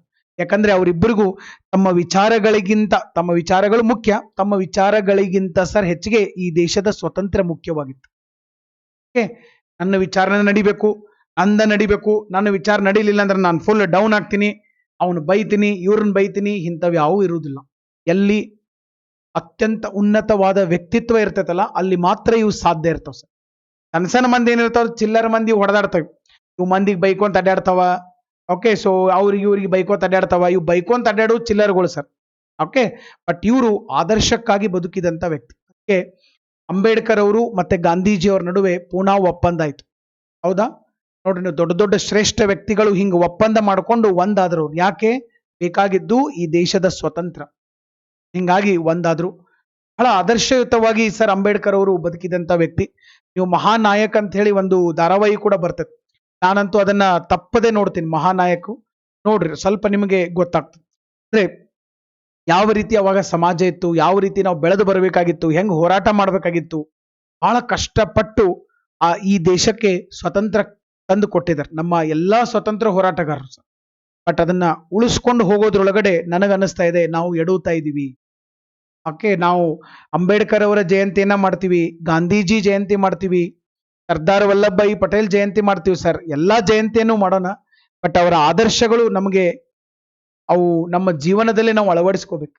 ನನ್ನ ಪ್ರಕಾರ ಸರ್ ಇವು ಯಾವುದೇ ಜಯಂತಿಗೂ ರಜೆ ಕೊಡಬಾರ್ದು. ನನ್ನ ಓನ್ ಒಪಿನಿಯನ್ ಇದೆ, ಮತ್ತೆ ತಪ್ಪು ತಿಳ್ಕೊಳಕ್ ಹೋಗ್ಬೇಡ್ರಿ. ಯಾವುದೇ ಜಯಂತಿಗೂ ರಜೆ ಕೊಡಬಾರ್ದು. ಆ ಜಯಂತಿ ದಿವಸ ಸರ್ ಬೇರೆ ಬೇರೆ ದೊಡ್ಡ ದೊಡ್ಡ ಲೆಕ್ಚರ್ಸ್ ಕರೆಸ್ರಿ, ಬೇರೆ ಬೇರೆದವರಿಂದ ಕೆಲವೊಂದು ನಾಟಕಗಳನ್ನ ಮಾಡಿಸ್ರಿ, ಕೆಲವು ಏಕಪಾತ್ರಾಭಿನಯಗಳನ್ನ ಮಾಡಿಸಿ ಅವ್ರು ಏನೇನ್ ಮಾಡಿದ್ರು, ಅವ್ರ ಕೊಡುಗೆಗಳು ಏನ್, ಅಂಬೇಡ್ಕರ್ ಏನ್ ಕೊಡುಗೆ ಕೊಟ್ರು, ಗಾಂಧೀಜಿ ಏನ್ ಕೊಡುಗೆ ಕೊಟ್ರು, ಸರ್ದಾರ್ ವಲ್ಲಭಭಾಯಿ ಪಟೇಲ್ ಏನ್ ಕೊಡುಗೆ ಕೊಟ್ರು, ನಮ್ ಭಗತ್ ಸಿಂಗ್ ಏನ್ ಕೊಡುಗೆ ಕೊಟ್ರು, ಇದನ್ನೆಲ್ಲ ಜನರಿಗೆ ತಿಳಿಸ್ಬೇಕು. ನಾವು ಸುಮ್ಮನೆ ಇವತ್ತೇನಾಗಿದೆ ಸರ್, ಅವೆಲ್ಲ ಸರ್ಕಾರಿ ಕಾರ್ಯಕ್ರಮಗಳಾಗ್ಬಿಟ್ಟಿದಾವೆ. ಸುಮ್ಮನೆ ಹೋಗಿ ನಾವು ಅಲ್ಲಿ ಒಂದ್ ಸ್ವಲ್ಪ ಪೂಜೆ ಮಾಡಿ ರಾಷ್ಟ್ರಗೀತೆ ಹಾಡಿ ಎಲ್ಲರೂ ಸ್ವೀಟ್ ತಿಂದು ಮನೆಗೆ ಬರೋದು ಹಂಗಾಗ್ಬಾರ್ದು. ಅವ್ರದ್ದು ಆ ಒಂದು ತತ್ವಗಳು, ಆ ಒಂದು ಮೌಲ್ಯಗಳು ನಮ್ಮ ಮುಂದಿನ ಜನರೇಷನ್ಗೆ ಹೋಗ್ಬೇಕು. ಇವತ್ತು ಎಲ್ಲರಿಗೂ ಅಂಬೇಡ್ಕರ್ ಅವ್ರು ಗೊತ್ತಾಗಿದ್ದಾರೆ, ಆದ್ರೆ ಅಂಬೇಡ್ಕರ್ ಅವ್ರ ತತ್ವಗಳು ಗೊತ್ತಿರೋದು ಎಷ್ಟು ಜನರಿಗೆ? ಬಹಳ ಕಡಿಮೆ ಜನರಿಗೆ. ಹಂಗಾಗಿ ಸರ್ ಜಯಂತಿಗಳು ಬರೀ ಆಚರಣೆ ಆಗ್ಬಾರ್ದು, ಅವರ ತತ್ವಗಳನ್ನ ನಾವು ಅನುಸರಿಸ್ಬೇಕು. ಅಂದಾಗ ಅದರದೊಂದು ಮೌಲ್ಯಗಳು ಜನರಿಗೆ, ನಮ್ಮ ಮುಂದಿನ ಜನರೇಷನ್ ಗೊತ್ತಾಗ್ಬೇಕಲ್ಲ. ಈಗಿನ ಜನರೇಷನ್ಗೆ ಏನೂ ಗೊತ್ತಿಲ್ಲ. ಈಗಿನ ಜನರೇಷನ್ಗೆ ಸರ್ ಆಲ್ಮೋಸ್ಟ್ ಇತಿಹಾಸ ಗೊತ್ತಿಲ್ಲ. ಸುಮ್ಮನೆ ಯಾರು UPSC KPSC ಈ ಕಡೆ ಸ್ವಲ್ಪ ಮಾಡಕ್ ಬರ್ತಾರ, ಒಂದ್ ನೀಟ್ ಓದಿರ್ತಾರ ಅಷ್ಟೇ. ಅದು ಸೀರಿಯಸ್ ಆಗಿ ಓದೋರ ಸಂಖ್ಯೆ ಕಡಿಮೆ, ಸ್ವಲ್ಪ ಏನಾರು ತಿಳ್ಕೊತಾರ. ಇಲ್ಲಂದ್ರೆ ಉಳಿದವ್ರಿಗಂತೂ ಏನೂ ಗೊತ್ತಿರುವುದಿಲ್ಲ. ಹಿಂಗಾಗಿ ಆ ತತ್ವಗಳು ಮುಂದಿನ ಜನರೇಷನ್ಗೆ ಹೋಗ್ಬೇಕನ್ನೋದು ನನ್ನ ಒಂದು ವೈಯಕ್ತಿಕ ಅಭಿಪ್ರಾಯ. ನಿಮ್ಮ ಅಭಿಪ್ರಾಯನೂ ನೀವು ಕಮೆಂಟ್ ಅಲ್ಲಿ ಕೋಟ್ ಮಾಡ್ಬೋದು. ಹಿಂಗೆಲ್ಲ ನಿಮಗೆ ಕ್ವಶನ್ ಕೇಳ್ತಾರೆ ನಾಳೆ ಮೇನ್ಸ್ ತೆಗೆದು, ಅದಕ್ಕೆ ಕೇಳಿ ನಾನು. ದೇಶಕ್ಕಾಗಿ ಸರ್ ಸಂವಿಧಾನ ರಚನೆ ಮಾಡಿದ್ರು. 26 ನವೆಂಬರ್ 1949 ಹೊಸ ಸಂವಿಧಾನ ಬಂತು. ದಲಿತ ಸಮುದಾಯದ ಹಕ್ಕುಗಳ ರಕ್ಷಣೆಗಾಗಿ ಹೋರಾಟವನ್ನ ಮಾಡಿದ್ರು. ಸಮಾನತೆಯ ಜನತಾ, ಮೂಕ ನ್ಯಾಯಕ್, ಸಮಾನತೆ, ಆಮೇಲೆ ಜನತಾ, ಮೂಕ ನಾಯಕ್ ಅನ್ನುವಂತ ಪತ್ರಿಕೆಗಳನ್ನ ರಕ್ಷಣೆಗಾಗಿ ಹೋರಾಟವನ್ನ ಮಾಡಿದ್ರು. ಇವುಗಳನ್ನ ಕೂಡ ಹೊರಗಡೆ ತಗೊಂಬಂದ್ರು. ಅರ್ಥಶಾಸ್ತ್ರಜ್ಞರು ಇವರು, ಶ್ರೇಷ್ಠ ಅರ್ಥಶಾಸ್ತ್ರಜ್ಞರು ಮತ್ತೆ ಶ್ರೇಷ್ಠ ಕಾನೂನು ತಜ್ಞರು. ಭಾರತೀಯ ರಿಸರ್ವ್ ಬ್ಯಾಂಕ್ಗೆ ಬೇಕಾಗಿರುವ ಸೆಂಟ್ರಲ್ ಬ್ಯಾಂಕ್ ಆಫ್ ಇಂಡಿಯಾವನ್ನ ಸ್ಥಾಪಿಸುವಲ್ಲಿ ಇವರ ಕೊಡುಗೆಗಳು ಅಗಾಧವಾಗಿರುವಂತ ಸಾಕಷ್ಟು ಕೊಡುಗೆಗಳನ್ನ ಕೊಟ್ಟರು. ಕೆಲವು ಪುಸ್ತಕಗಳು sir, the problem of rupee, its origin and its solution, administration and finance of East India Company, the evaluation of provincial finance in British India. ಎಲ್ಲ ಓದಕ್ಕಾಗ್ಲಿಲ್ಲ ಅಂದ್ರು ಇದ್ರಾಗಿನ ಕೆಲವು ಇಂಪಾರ್ಟೆಂಟ್ ಟಾಪಿಕ್ಸ್ನಾದ್ರೂ ನಮ್ಮ ಸ್ಕೂಲ್ ಬುಕ್ಸ್ನಾಗ ಇಡಬೇಕು. ಸ್ವಲ್ಪ ಸ್ಕೂಲ್ ವಿದ್ಯಾರ್ಥಿಗಳಿಗೆ, ಕಾಲೇಜ್ ವಿದ್ಯಾರ್ಥಿಗಳಿಗೆ ಇವನ್ನೆಲ್ಲ ಕಲಿಸ್ಬೇಕು ಸರ್. ಇದೊಂದು ಸಿಲೆಬಸ್ ಆಗ್ಬೇಕು. ಕೊನೆಯ ಅವರ ಒಂದು ಮಹಾ ಪರಿನಿರ್ವಾಣ ಅಂತ ಕರಿತೀವಿ, ಪರಿನಿರ್ವಾಣ ದಿವಸ ಅಂತಾನೂ ಕರಿತೀವಿ ಸರ್. ಕೊನೆಗೆ ಅವರು ಬೌದ್ಧ ಧರ್ಮವನ್ನ ಸ್ವೀಕಾರ ಮಾಡ್ತಾರೆ. ಬೌದ್ಧ ಧರ್ಮದಿಂದ ಸಾಕಷ್ಟು ಪ್ರಭಾವಿತರಾಗಿ ಕೊನೆಗೆ ಅವರು ನಿಧನ ಹೊಂದೋ ಕಾಲದೊಳಗಡೆ ಸರ್ ಅವರು ಬೌದ್ಧ ಧರ್ಮಕ್ಕೆ ಕನ್ವರ್ಟ್ ಆಗುವಂಥದ್ದು ಬಹಳ ಒಂದು ಮಹಾನ್ ಚೇತನ ನಮ್ಮ ಡಾಕ್ಟರ್ BR ಅಂಬೇಡ್ಕರ್ ಅವರು. Sir one liners very important, are golden liners. ನೋಡ್ರಿ, ಇತ್ತೀಚೆಗೆ ಅಸ್ಸಾಂನ ದೇಶೀಯವಾಗಿ ಡಾರ್ನಿಯರ್ ವಿಮಾನಗಳನ್ನ ಹಿಂದೂಸ್ತಾನ್ ಏರೋನಾಟಿಕ್ಸ್ ಲಿಮಿಟೆಡ್ ನಿರ್ಮಾಣ ಮಾಡಿರುವಂತದ್ದು. ಡಾರ್ನಿಯರ್ ವಿಮಾನಗಳನ್ನ HAL 2026 ಕಾಮನ್ವೆಲ್ತ್ ಕ್ರೀಡಾಕೂಟ ಆಸ್ಟ್ರೇಲಿಯಾದ ವಿಕ್ಟೋರಿಯಾ ರಾಜ್ಯದಲ್ಲಿ ನಡೀತಾ ಇದೆ. 2026 ಇತ್ತೀಚೆಗೆ ಕೊಡಗು ಜಿಲ್ಲೆಯಲ್ಲಿ 8ನೇ ಆವೃತ್ತಿಯ ಕರ್ನಾಟಕ ಹಕ್ಕಿ ಹಬ್ಬ, very very very important, Karnataka ಹಕ್ಕಿ ಹಬ್ಬ ನಡೀತು. ಈ ಬಾರಿ ಕಪ್ಪು ಜುಟ್ಟಿನ ಗಿಡುಗ ಪಕ್ಷಿಯನ್ನ ಕೇಂದ್ರೀಕರಿಸಿ ಈ ಒಂದು ಹಕ್ಕಿ ಹಬ್ಬ ಸರ್ ನಡೆದಿರುವಂತದ್ದು. ನೆಕ್ಸ್ಟ್, ಪೂರ್ವ ಹಿಮಾಲಯ, ಚೀನಾ ಹಾಗೂ ಆಗ್ನೇಯ ಏಷ್ಯಾದಿಂದ ವಲಸೆ ಬಂದಿರುವ ಕಪ್ಪು ಜುಟ್ಟಿನ ಗಿಡುಗ ವಲಸೆ ಹಕ್ಕಿನ ಅಧ್ಯಯನ ನಡೀತಾ ಇದೆ. ನೆಕ್ಸ್ಟ್, ಇತ್ತೀಚೆಗೆ ಕರಗ ಉತ್ಸವ ಬೆಂಗಳೂರಿನೊಳಗಡೆ ನಡೀತು ಸರ್. ಆದಿಶಕ್ತಿ ರೂಪದೊಳಗಡೆ ದ್ರೌಪದಿ ಮರಳಿದ್ದನ್ನ ಗುರುತಿಸಕ್ಕೆ ಈ ಕರಗ ಹಬ್ಬವನ್ನ ನಡೀತಾರೆ. ಕರಗ ಹಬ್ಬ ಬೆಂಗಳೂರೊಳಗಡೆ ಭಾರಿ ಫೇಮಸ್ ಸರ್. ಜಾನಪದ ಉತ್ಸವಗಳಲ್ಲಿ ಇದು ಕೂಡ ಒಂದು. ಲಷ್ಕರ್ ಎ ತೈಬಾ ದ ಹಫೀಜ್ ತಲ್ಲಾ ಸೈಯದ್ ನನ್ನ ಕಾನೂನು ಬಾಹಿರ ಚಟುವಟಿಕೆಗಳ ನಿಗ್ರಹ ದಳ UAPA unlawful activities prevention act ಅಡಿ ಒಳಗಡೆ ಭಯೋತ್ಪಾದಕ ಅಂತ ಘೋಷಣೆ ಮಾಡಿದ್ದಾರೆ. ನಾಳೆ ನಿಮ್ಗೆ ಕೇಳ್ಬೋದು, ಭಯೋತ್ಪಾದಕ ಅಂತ ಘೋಷಣೆ ಮಾಡಕ್ ಯಾವ ಕಾಯ್ದೆಯಲ್ಲಿ ಮಾಡ್ತಾರೆ? UAPA unlawful activities prevention act of 1967. ಭಾರತೀಯ ಸೇನೆ ಪ್ರತಿ ವರ್ಷ ಏಪ್ರಿಲ್ 13 ಸಿಯಾಚಿನ್ ದಿನವನ್ನ ಆಚರಣೆ ಮಾಡ್ತೈತೆ. ಯಾಕಂದ್ರೆ ಆಪರೇಷನ್ ಮೇಘದೂತ್ ಈ ಒಳಗಡೆ ಸೇನೆಯ ಧೈರ್ಯವನ್ನ ಸ್ಮರಿಸಕ್ಕೆ ಇದನ್ನ ಆಚರಣೆ ಮಾಡುವಂಥದ್ದು. ಇತ್ತೀಚೆಗೆ United Nations Food and Agricultural Organisation ಮತ್ತು ಅರ್ಬರ್ ಡೇ ಫೌಂಡೇಶನ್ ಜಂಟಿಯಾಗಿ ಮುಂಬೈ ಮತ್ತು ಹೈದರಾಬಾದ್ ಅನ್ನ tree city of the world ಅಂತ ಹೇಳಿ ಗುರುತಿಸಿದೆ. Tree city of the world. ದಕ್ಷಿಣ ಅಮೆರಿಕಾದೊಳಗಡೆ ಈಕ್ವೆಡರ್ ಕಾಡು ಪ್ರಾಣಿಗಳಿಗೆ ಕಾನೂನಿನ ಹಕ್ಕುಗಳನ್ನು ನೀಡಿದ ಮೊದಲ ದೇಶ ಸರ್. ಕಾನೂನಿನ ಹಕ್ಕು, ವೆರಿ ಗುಡ್. ನಮಗೂ ಅವ್ರಿಗೂ ಹಕ್ಕಿದೆ ಸರ್. ಮನುಷ್ಯಗೆ ಈ ಭೂಮಿ ಮೇಲೆ ಬದುಕಕ್ಕೆ ಎಷ್ಟು ಹಕ್ಕು ಐತಲ್ಲ, ಈಕ್ವಲ್ ಹಕ್ಕು, equal rights there with the animals also. Estrellita ಎಂಬ ಉಣ್ಣೆಯ ಕೋತಿಗೆ ಕೊಟ್ಟಿದ್ದಾರೆ. ವಿದೇಶಾಂಗ ಕಾರ್ಯದರ್ಶಿ ಹರ್ಷವರ್ಧನ್ ಶ್ರಿಂಗ್ಲಾರ್ ಅವರು G20 ಮುಖ್ಯ ಸಂಯೋಜಕರಾಗಿ ಮುಂದಿನ ತಿಂಗಳು ಕಾರ್ಯವನ್ನ ವಹಿಸಿಕೊಳ್ತಾ ಇದ್ದಾರೆ. ಥೀಮು ಏನಿದೆಪ್ಪ ಅಂತಂದ್ರೆ, ಥೀಮು ಇವ್ರದ್ದು ರಿಕವರ್ ಟುಗೆದರ್ ರಿಕವರ್ ಸ್ಟ್ರಾಂಗರ್ ಅನ್ನುವಂತ ಒಂದು ಥೀಮ್ ಇರುವಂತದ್ದು. ಆಜಾದಿ ಕಾ ಅಮೃತ್ ಮಹೋತ್ಸವದ ಅಂಗವಾಗಿ ಸಂಸ್ಕೃತಿ ಸಚಿವಾಲಯ 2 ದಿನಗಳ ಸಮ್ಮೇಳನ ಅಮೃತ್ ಸಮಾಗಮನ ನವದೆಹಲಿಯಲ್ಲಿ ಮಾಡ್ತಾ ಇದೆ. ಕೇಂದ್ರ ಗೃಹ ವ್ಯವಹಾರಗಳು ಮತ್ತು ಸಹಕಾರ ಸಚಿವ ಅಮಿತ್ ಶಾ ಅವರಿದ್ದಾರೆ. ಇತ್ತೀಚೆಗೆ ಲತಾ ಮಂಗೇಶ್ಕರ್ ಅವರ ಸ್ಮರಣಾರ್ಥ ಲತಾ ದೀನನಾಥ್ ಮಂಗೇಶ್ಕರ್ ಪ್ರಶಸ್ತಿಯನ್ನ ನರೇಂದ್ರ ಮೋದಿ ಅವರಿಗೆ ನೀಡಿ ಗೌರವಿಸಲಾಯಿತು. ನೆಕ್ಸ್ಟ್, ಇತ್ತೀಚೆಗೆ ಏಷ್ಯನ್ ಡೆವಲಪ್ಮೆಂಟ್ ಬ್ಯಾಂಕ್ ADB ಮತ್ತು ಭಾರತ ಸರ್ಕಾರ ನಾಗಾಲ್ಯಾಂಡ್ಗೆ 2 ಮಿಲಿಯನ್ ಪ್ರಾಜೆಕ್ಟ್ ಡಿಸೈನ್ ಫೈನಾನ್ಸಿಂಗ್ ಸಾಲವನ್ನ ಒದಗಿಸುವಂತ ಒಂದು ಒಪ್ಪಂದಕ್ಕೆ ಸಹಿ ಹಾಕಿರುವಂತದ್ದು. ಮೊದಲನೆಯ ಖೇಲೋ ಇಂಡಿಯಾ ರಾಷ್ಟ್ರೀಯ ಶ್ರೇಯಾಂಕದ ಮಹಿಳಾ ಆರ್ಚರಿ ಪಂದ್ಯಾವಳಿ ಜಾರ್ಖಂಡ್ನ ಜಮ್ಶೆಡ್ಪುರದಲ್ಲಿ ಸರ್ ಇದು ನಡೆದಿರುವಂತದ್ದು. ನೆಕ್ಸ್ಟ್, BCCI ಕಾರ್ಯದರ್ಶಿ ಜೈ ಶಾ ಅವರನ್ನ ICC ಕ್ರಿಕೆಟ್ ಸಮಿತಿಗೆ ಸದಸ್ಯ ಮಂಡಳಿಗೆ ಪ್ರತಿನಿಧಿಯಾಗಿ ನೇಮಕ ಮಾಡಲಾಗಿದೆ. ಏಪ್ರಿಲ್ 14 ವಿಶ್ವ ಚಾಗಸ್ ರೋಗ ದಿನವನ್ನ ಆಚರಣೆಲಾಗ್ತದೆ. ಅಂದ್ರೆ ಮೂಕ ಮತ್ತು ನಿಶಬ್ದ ರೋಗ ಅಂತ ಕರಿತೀವಿ. ಈ ವರ್ಷದ ಥೀಮ್ ಏನೈತಪ್ಪ ಅಂತಂದ್ರೆ finding and reporting every case to defeat the changes Chagas disease. Golden thought, very good. So ಇಲ್ಲಿ ನೋಡ್ರಿ ಸರ್, ಗೋಲ್ಡನ್ ಥಾಟ್, ನಿಮ್ಮ ಫ್ಯೂಚರ್. ನಿಮಗೆ ಕೆಲವೊಂದು ಮಂದಿಗೆ ಅನಿಸ್ತಿರ್ಬೋದು, ಸರ್ ನಾನು ಈ ಎಕ್ಸಾಮ್ ಪಾಸ್ ಆಗ್ತೀನೇನು, ನಾ ಈ ಗುರಿಯನ್ನ ಮುಟ್ತೀನೇನು, ನನ್ನ ಕಡೆ ನಿಜವಾಗ್ಲೂ ಆಗ್ತೈತೇನು ಸರ್, ಇಷ್ಟು ಕಾಂಪಿಟೇಷನ್ ಐತಿ, ಆಗ್ತೈತೇನು ಸರ್ ಇದು. ನಿಮ್ಮ ಫ್ಯೂಚರ್ ನಿಮಗೆ ಗೊತ್ತಾಗೋ ಥರ ನಾನು ಒಂದು ಟ್ರಿಕ್ಸ್ ಇರ್ತೀನಿ. ಏನಿಲ್ಲ ಸರ್, ಬಹಳ ಸಿಂಪಲ್ ಇದೆ. ನೀವೇನ್ ಮಾಡ್ಬೇಕಪ್ಪ ಅಂತಂದ್ರೆ, ಒಂದು ಲೆಟರ್ ತಗೋಬೇಕು, ಖಾಲಿ ಪೇಜ್ ತಗೋಬೇಕು. ಖಾಲಿ ಪೇಜ್ ತಗೊಂಡು ಅದರಾಗ ನೀವು ಇವತ್ತು ಮುಂಜಾನೆಯಿಂದ ಸಂಜೆವರೆಗೂ ಏನೇನು ಮಾಡಿದೀನಿ ಅನ್ನೋ ಒಂದು ಲಿಸ್ಟ್ ಮಾಡಬೇಕು.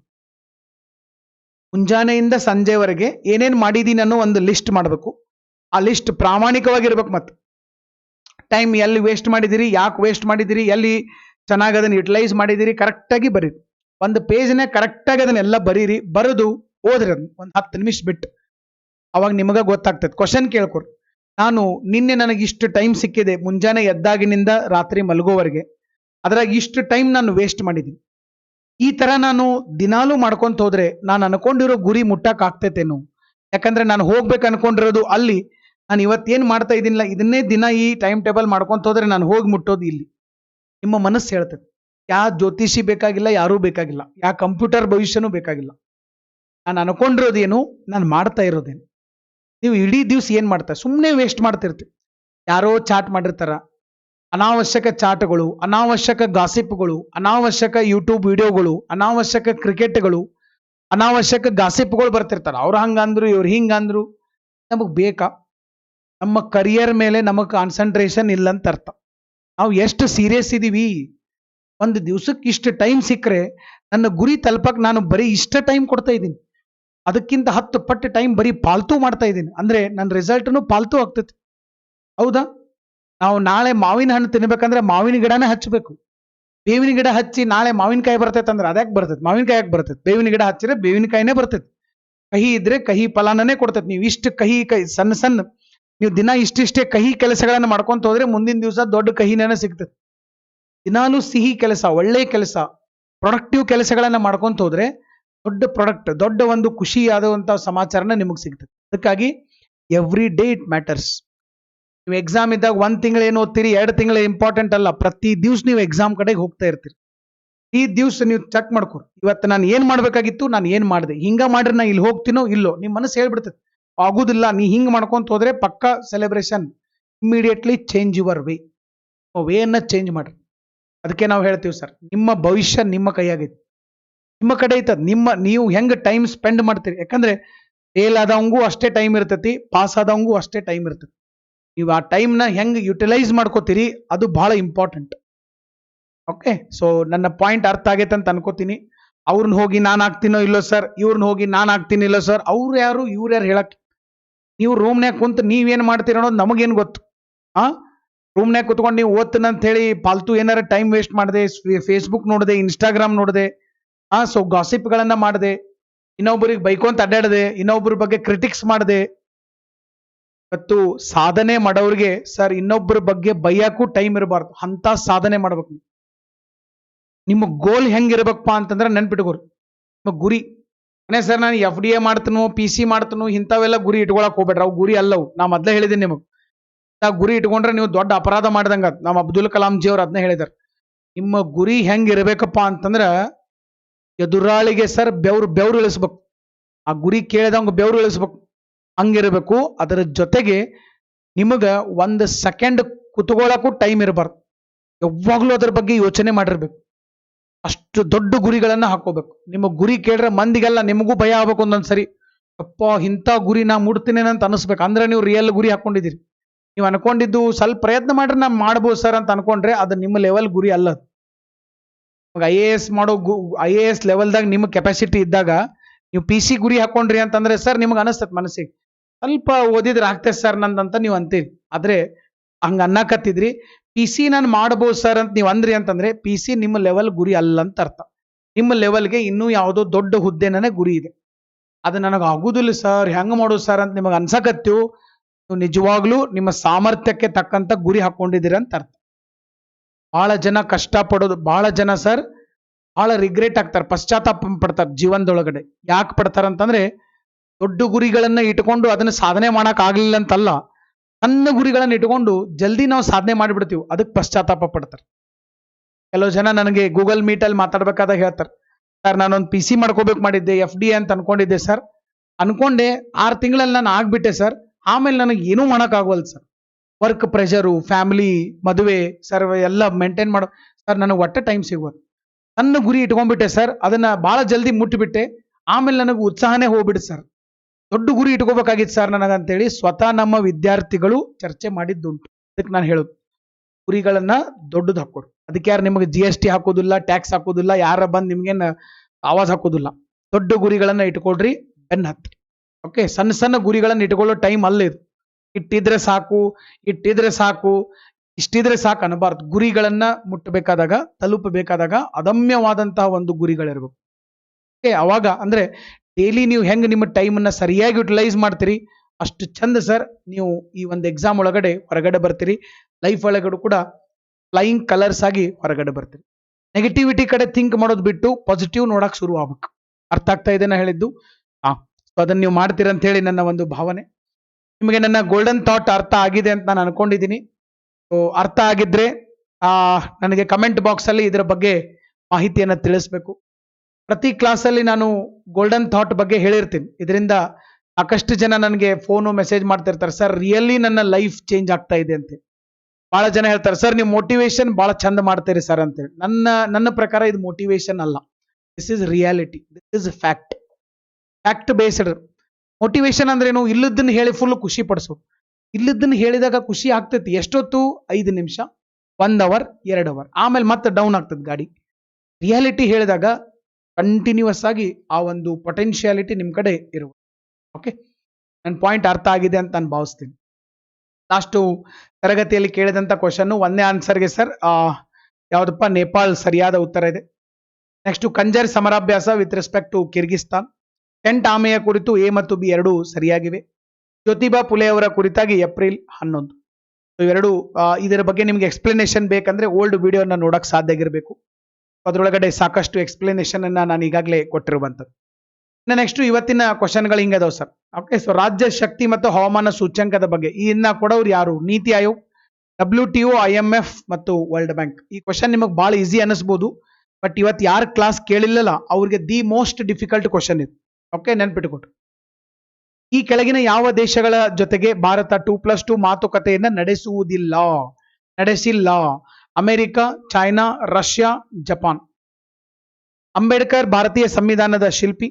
ಇವರಿಗೆ 91ರಲ್ಲಿ ಭಾರತ ರತ್ನವನ್ನು ನೀಡಲಾಯಿತು. ಅವರು ದೇಶಕ್ಕಾಗಿ ಹೊಸ ಸಂವಿಧಾನ ರಚಿಸಿದರು. A ಓನ್ಲಿ, A ಮತ್ತು B, A ಮತ್ತು C, A, B and C. Jallianwala ವಾಲಾಬಾಗ್ ಹತ್ಯಾಕಾಂಡ ನಡೆದಿದ್ದು ಏಪ್ರಿಲ್ 13, 1919, ಏಪ್ರಿಲ್ 14, ಏಪ್ರಿಲ್ 15, ಏಪ್ರಿಲ್ 16 ಎಲ್ಲ 1919 ಅಲ್ಲೇ ಇರುವಂತದ್ದು. ಪಿಡಿಒ ಗ್ರಾಮ ಪಂಚಾಯತ್ ಕ್ರಾಶ್ ಕೋರ್ಸ್ ಶುರು ಆಗ್ತಾ ಇದೆ. ಅದು ಏಪ್ರಿಲ್ 16ನೇ ತಾರೀಕು ಶುರು ಆಗ್ತಾ ಇದೆ ಸರ್. ಸಾರಿ, ಏಪ್ರಿಲ್ 18ನೇ ತಾರೀಕು ಶುರು ಆಗ್ತಾ ಇದೆ. ಏಪ್ರಿಲ್ 18. ಯಾರಿಗೆ ಇಂಟ್ರೆಸ್ಟ್ ಇದೆ ಇಲ್ಲಿ ನಂಬರ್ ಇದೆ, ನಂಬರ್ಗೆ ಕಾಂಟ್ಯಾಕ್ಟ್ ಮಾಡಕ್ ಸಾಧ್ಯ ಆಗಿರಬೇಕು. ಇನ್ನು ನೆಕ್ಸ್ಟ್ ಇಲ್ಲೂ ಕೂಡ ನಂಬರ್ ಇದೆ ನೋಡ್ರಿ, ಆಫೀಸ್ ನಂಬರ್ ಇದೆ, ಕಾಂಟ್ಯಾಕ್ಟ್ ಮಾಡಕ್ ಸಾಧ್ಯ ಆಗಿರಬೇಕು. ಮತ್ತೆ ಡೇಟ್ ಇದೆ April 26. Mega batch KSPSI 9th batch ಶುರು ಆಗ್ತಾ ಇದೆ. ಅದಕ್ಕೂ ಕೂಡ ನಾವು ಅದರ ಒಂದು ಉಪಯೋಗವನ್ನ ಪಡ್ಕೊಳಕ್ ಸಾಧ್ಯ ಆಗಿರ್ಬೋದು. ಮತ್ತೆ ಅದರ ಜೊತೆಗೆ ನಮ್ಮ ಫ್ರೀ ಸರ್ವಿಸ್ ಯಾವಾಗಿದ್ರು ಕೂಡ ಇದ್ದೇ ಇರ್ತವೆ. ಮತ್ತೆ ಪ್ರತಿ ದಿವಸ ನಮ್ಮ ಲೀಡಿಂಗ್ ಕಮೆಂಟ್ಸ್ ಅಲ್ಲಿ ನಮ್ಮ ಎಲ್ಲಾ ಹುಲಿಗಳಿರ್ತವೆ. ಆ ಲೀಡಿಂಗ್ ಕಮೆಂಟ್ಸ್ ಒಳಗಡೆ ಇರುವಂತವ್ರು ಬಹಳ ಡಿಸಿಪ್ಲಿನ್ ಇರುವಂತವ್ರು ಅಂತ ನಾನು ನಂಬಿದ್ದೀನಿ. ಅವತ್ತಿನ ಕ್ಲಾಸ್ ನೋಡ್ಬೇಕು, ಅವತ್ತನೇ ಅದನ್ನ ಏನಪ್ಪಾ ಆನ್ಸರ್ ಮಾಡಕ್ ಸಾಧ್ಯ ಆಗಿರ್ಬೇಕು. ಲೀಡಿಂಗ್ ಕಮೆಂಟ್ಸ್ ಒಳಗಡೆ ಹೆಸರು ಬಂದಿದೆ ಸಾಕಷ್ಟು ಜನರದು. ಅವ್ರಿಗೆಲ್ಲರಿಗೂ ನನ್ನ ಕಡೆಯಿಂದ ಕೂಡ ತುಂಬಾ ಧನ್ಯವಾದಗಳು. ಮತ್ತೆ ಇದ್ರದ್ದು ಪ್ರತಿಫಲ ನಿಮ್ಗೆ ಡೆಫಿನೆಟ್ಲಿ ಸಿಕ್ಕೇ ಸಿಗ್ತದೆ, ಅದ್ರ ಬಗ್ಗೆ ಎರಡು ಮಾತಿಲ್ಲ. ಇದೇ ತರ ಮುಂದುವರೆಸ್ರಿ ಅಂತ ಹೇಳಿ ನಾನು ಹೇಳ್ತಾ ಇದ್ದೀನಿ. ಇನ್ನ ಈ ಒಂದು ವಿಡಿಯೋ ನಿಜವಾಗ್ಲೂ ನಿಮಗೆ ಲೈಕ್ ಆಗಿದ್ರೆ ಫುಲ್ ಜೋಶ್ನಾಗ ಒಂದ್ಸರಿ ಲೈಕ್ ಬಟನ್ ಪ್ರೆಸ್ ಮಾಡಕ್ ಸಾಧ್ಯ ಆಗಿರ್ಬೇಕು. ಮತ್ತೆ ಇನ್ನೂ ಲೈಕ್ ಆಗಿತ್ತು, ಗೋಲ್ಡನ್ ಥಾಟು ಲೈಕ್ ಆಗಿತ್ತು ಅಂದ್ರೆ 4 ಜನರಿಗೆ ಶೇರ್ ಮಾಡಿ. ನೀವು ಶೇರ್ ಮಾಡಿದ್ರೆ ನಮಗೂ ಒಂದು ಕೇರ್ ಮಾಡ್ತಾ ಇದ್ದೀರಿ, ನಾವು ನಿಮ್ ಜೊತೆಗೆ ಸದಾ ಇರ್ತೀವಿ. ಇನ್ನೂ ಹೆಚ್ಚಿನ ಜ್ಞಾನವನ್ನ ನಾವು ಕೊಡೋಣ, ಯೂಟ್ಯೂಬ್ ಅಲ್ಲಿ ಇನ್ನೂ ಹೆಚ್ಚಿನ ಕ್ಲಾಸ್ಗಳನ್ನ ಮಾಡೋಣ ಅಂತ ಹೇಳ್ತಾ ಇದ್ದೀನಿ. ಅದರ ಜೊತೆಗೆ ಇದರ ಒಂದು PDF ಈಗ ಸದ್ಯ ನಿಮಗೆ ಆಫೀಸರ್ಸ್ ಅಡ್ಡ ಟೆಲಿಗ್ರಾಮ್ ಚಾನಲ್ ಅಲ್ಲಿ ಹಾಕಿರ್ತೀನಿ, ಅಲ್ಲಿಂದ ಡೌನ್ಲೋಡ್ ಮಾಡ್ಕೊಳಕ್ ಸಾಧ್ಯ ಆಗಿರ್ಬೇಕು. ಸೊ ಇಂದು ವಿಡಿಯೋ ನೋಡಿದ್ದಕ್ಕಾಗಿ ಎಲ್ಲರಿಗೂ ಧನ್ಯವಾದಗಳು. So thank you very much. Wish you all the very best. Thank you all. God bless you all. Thank you.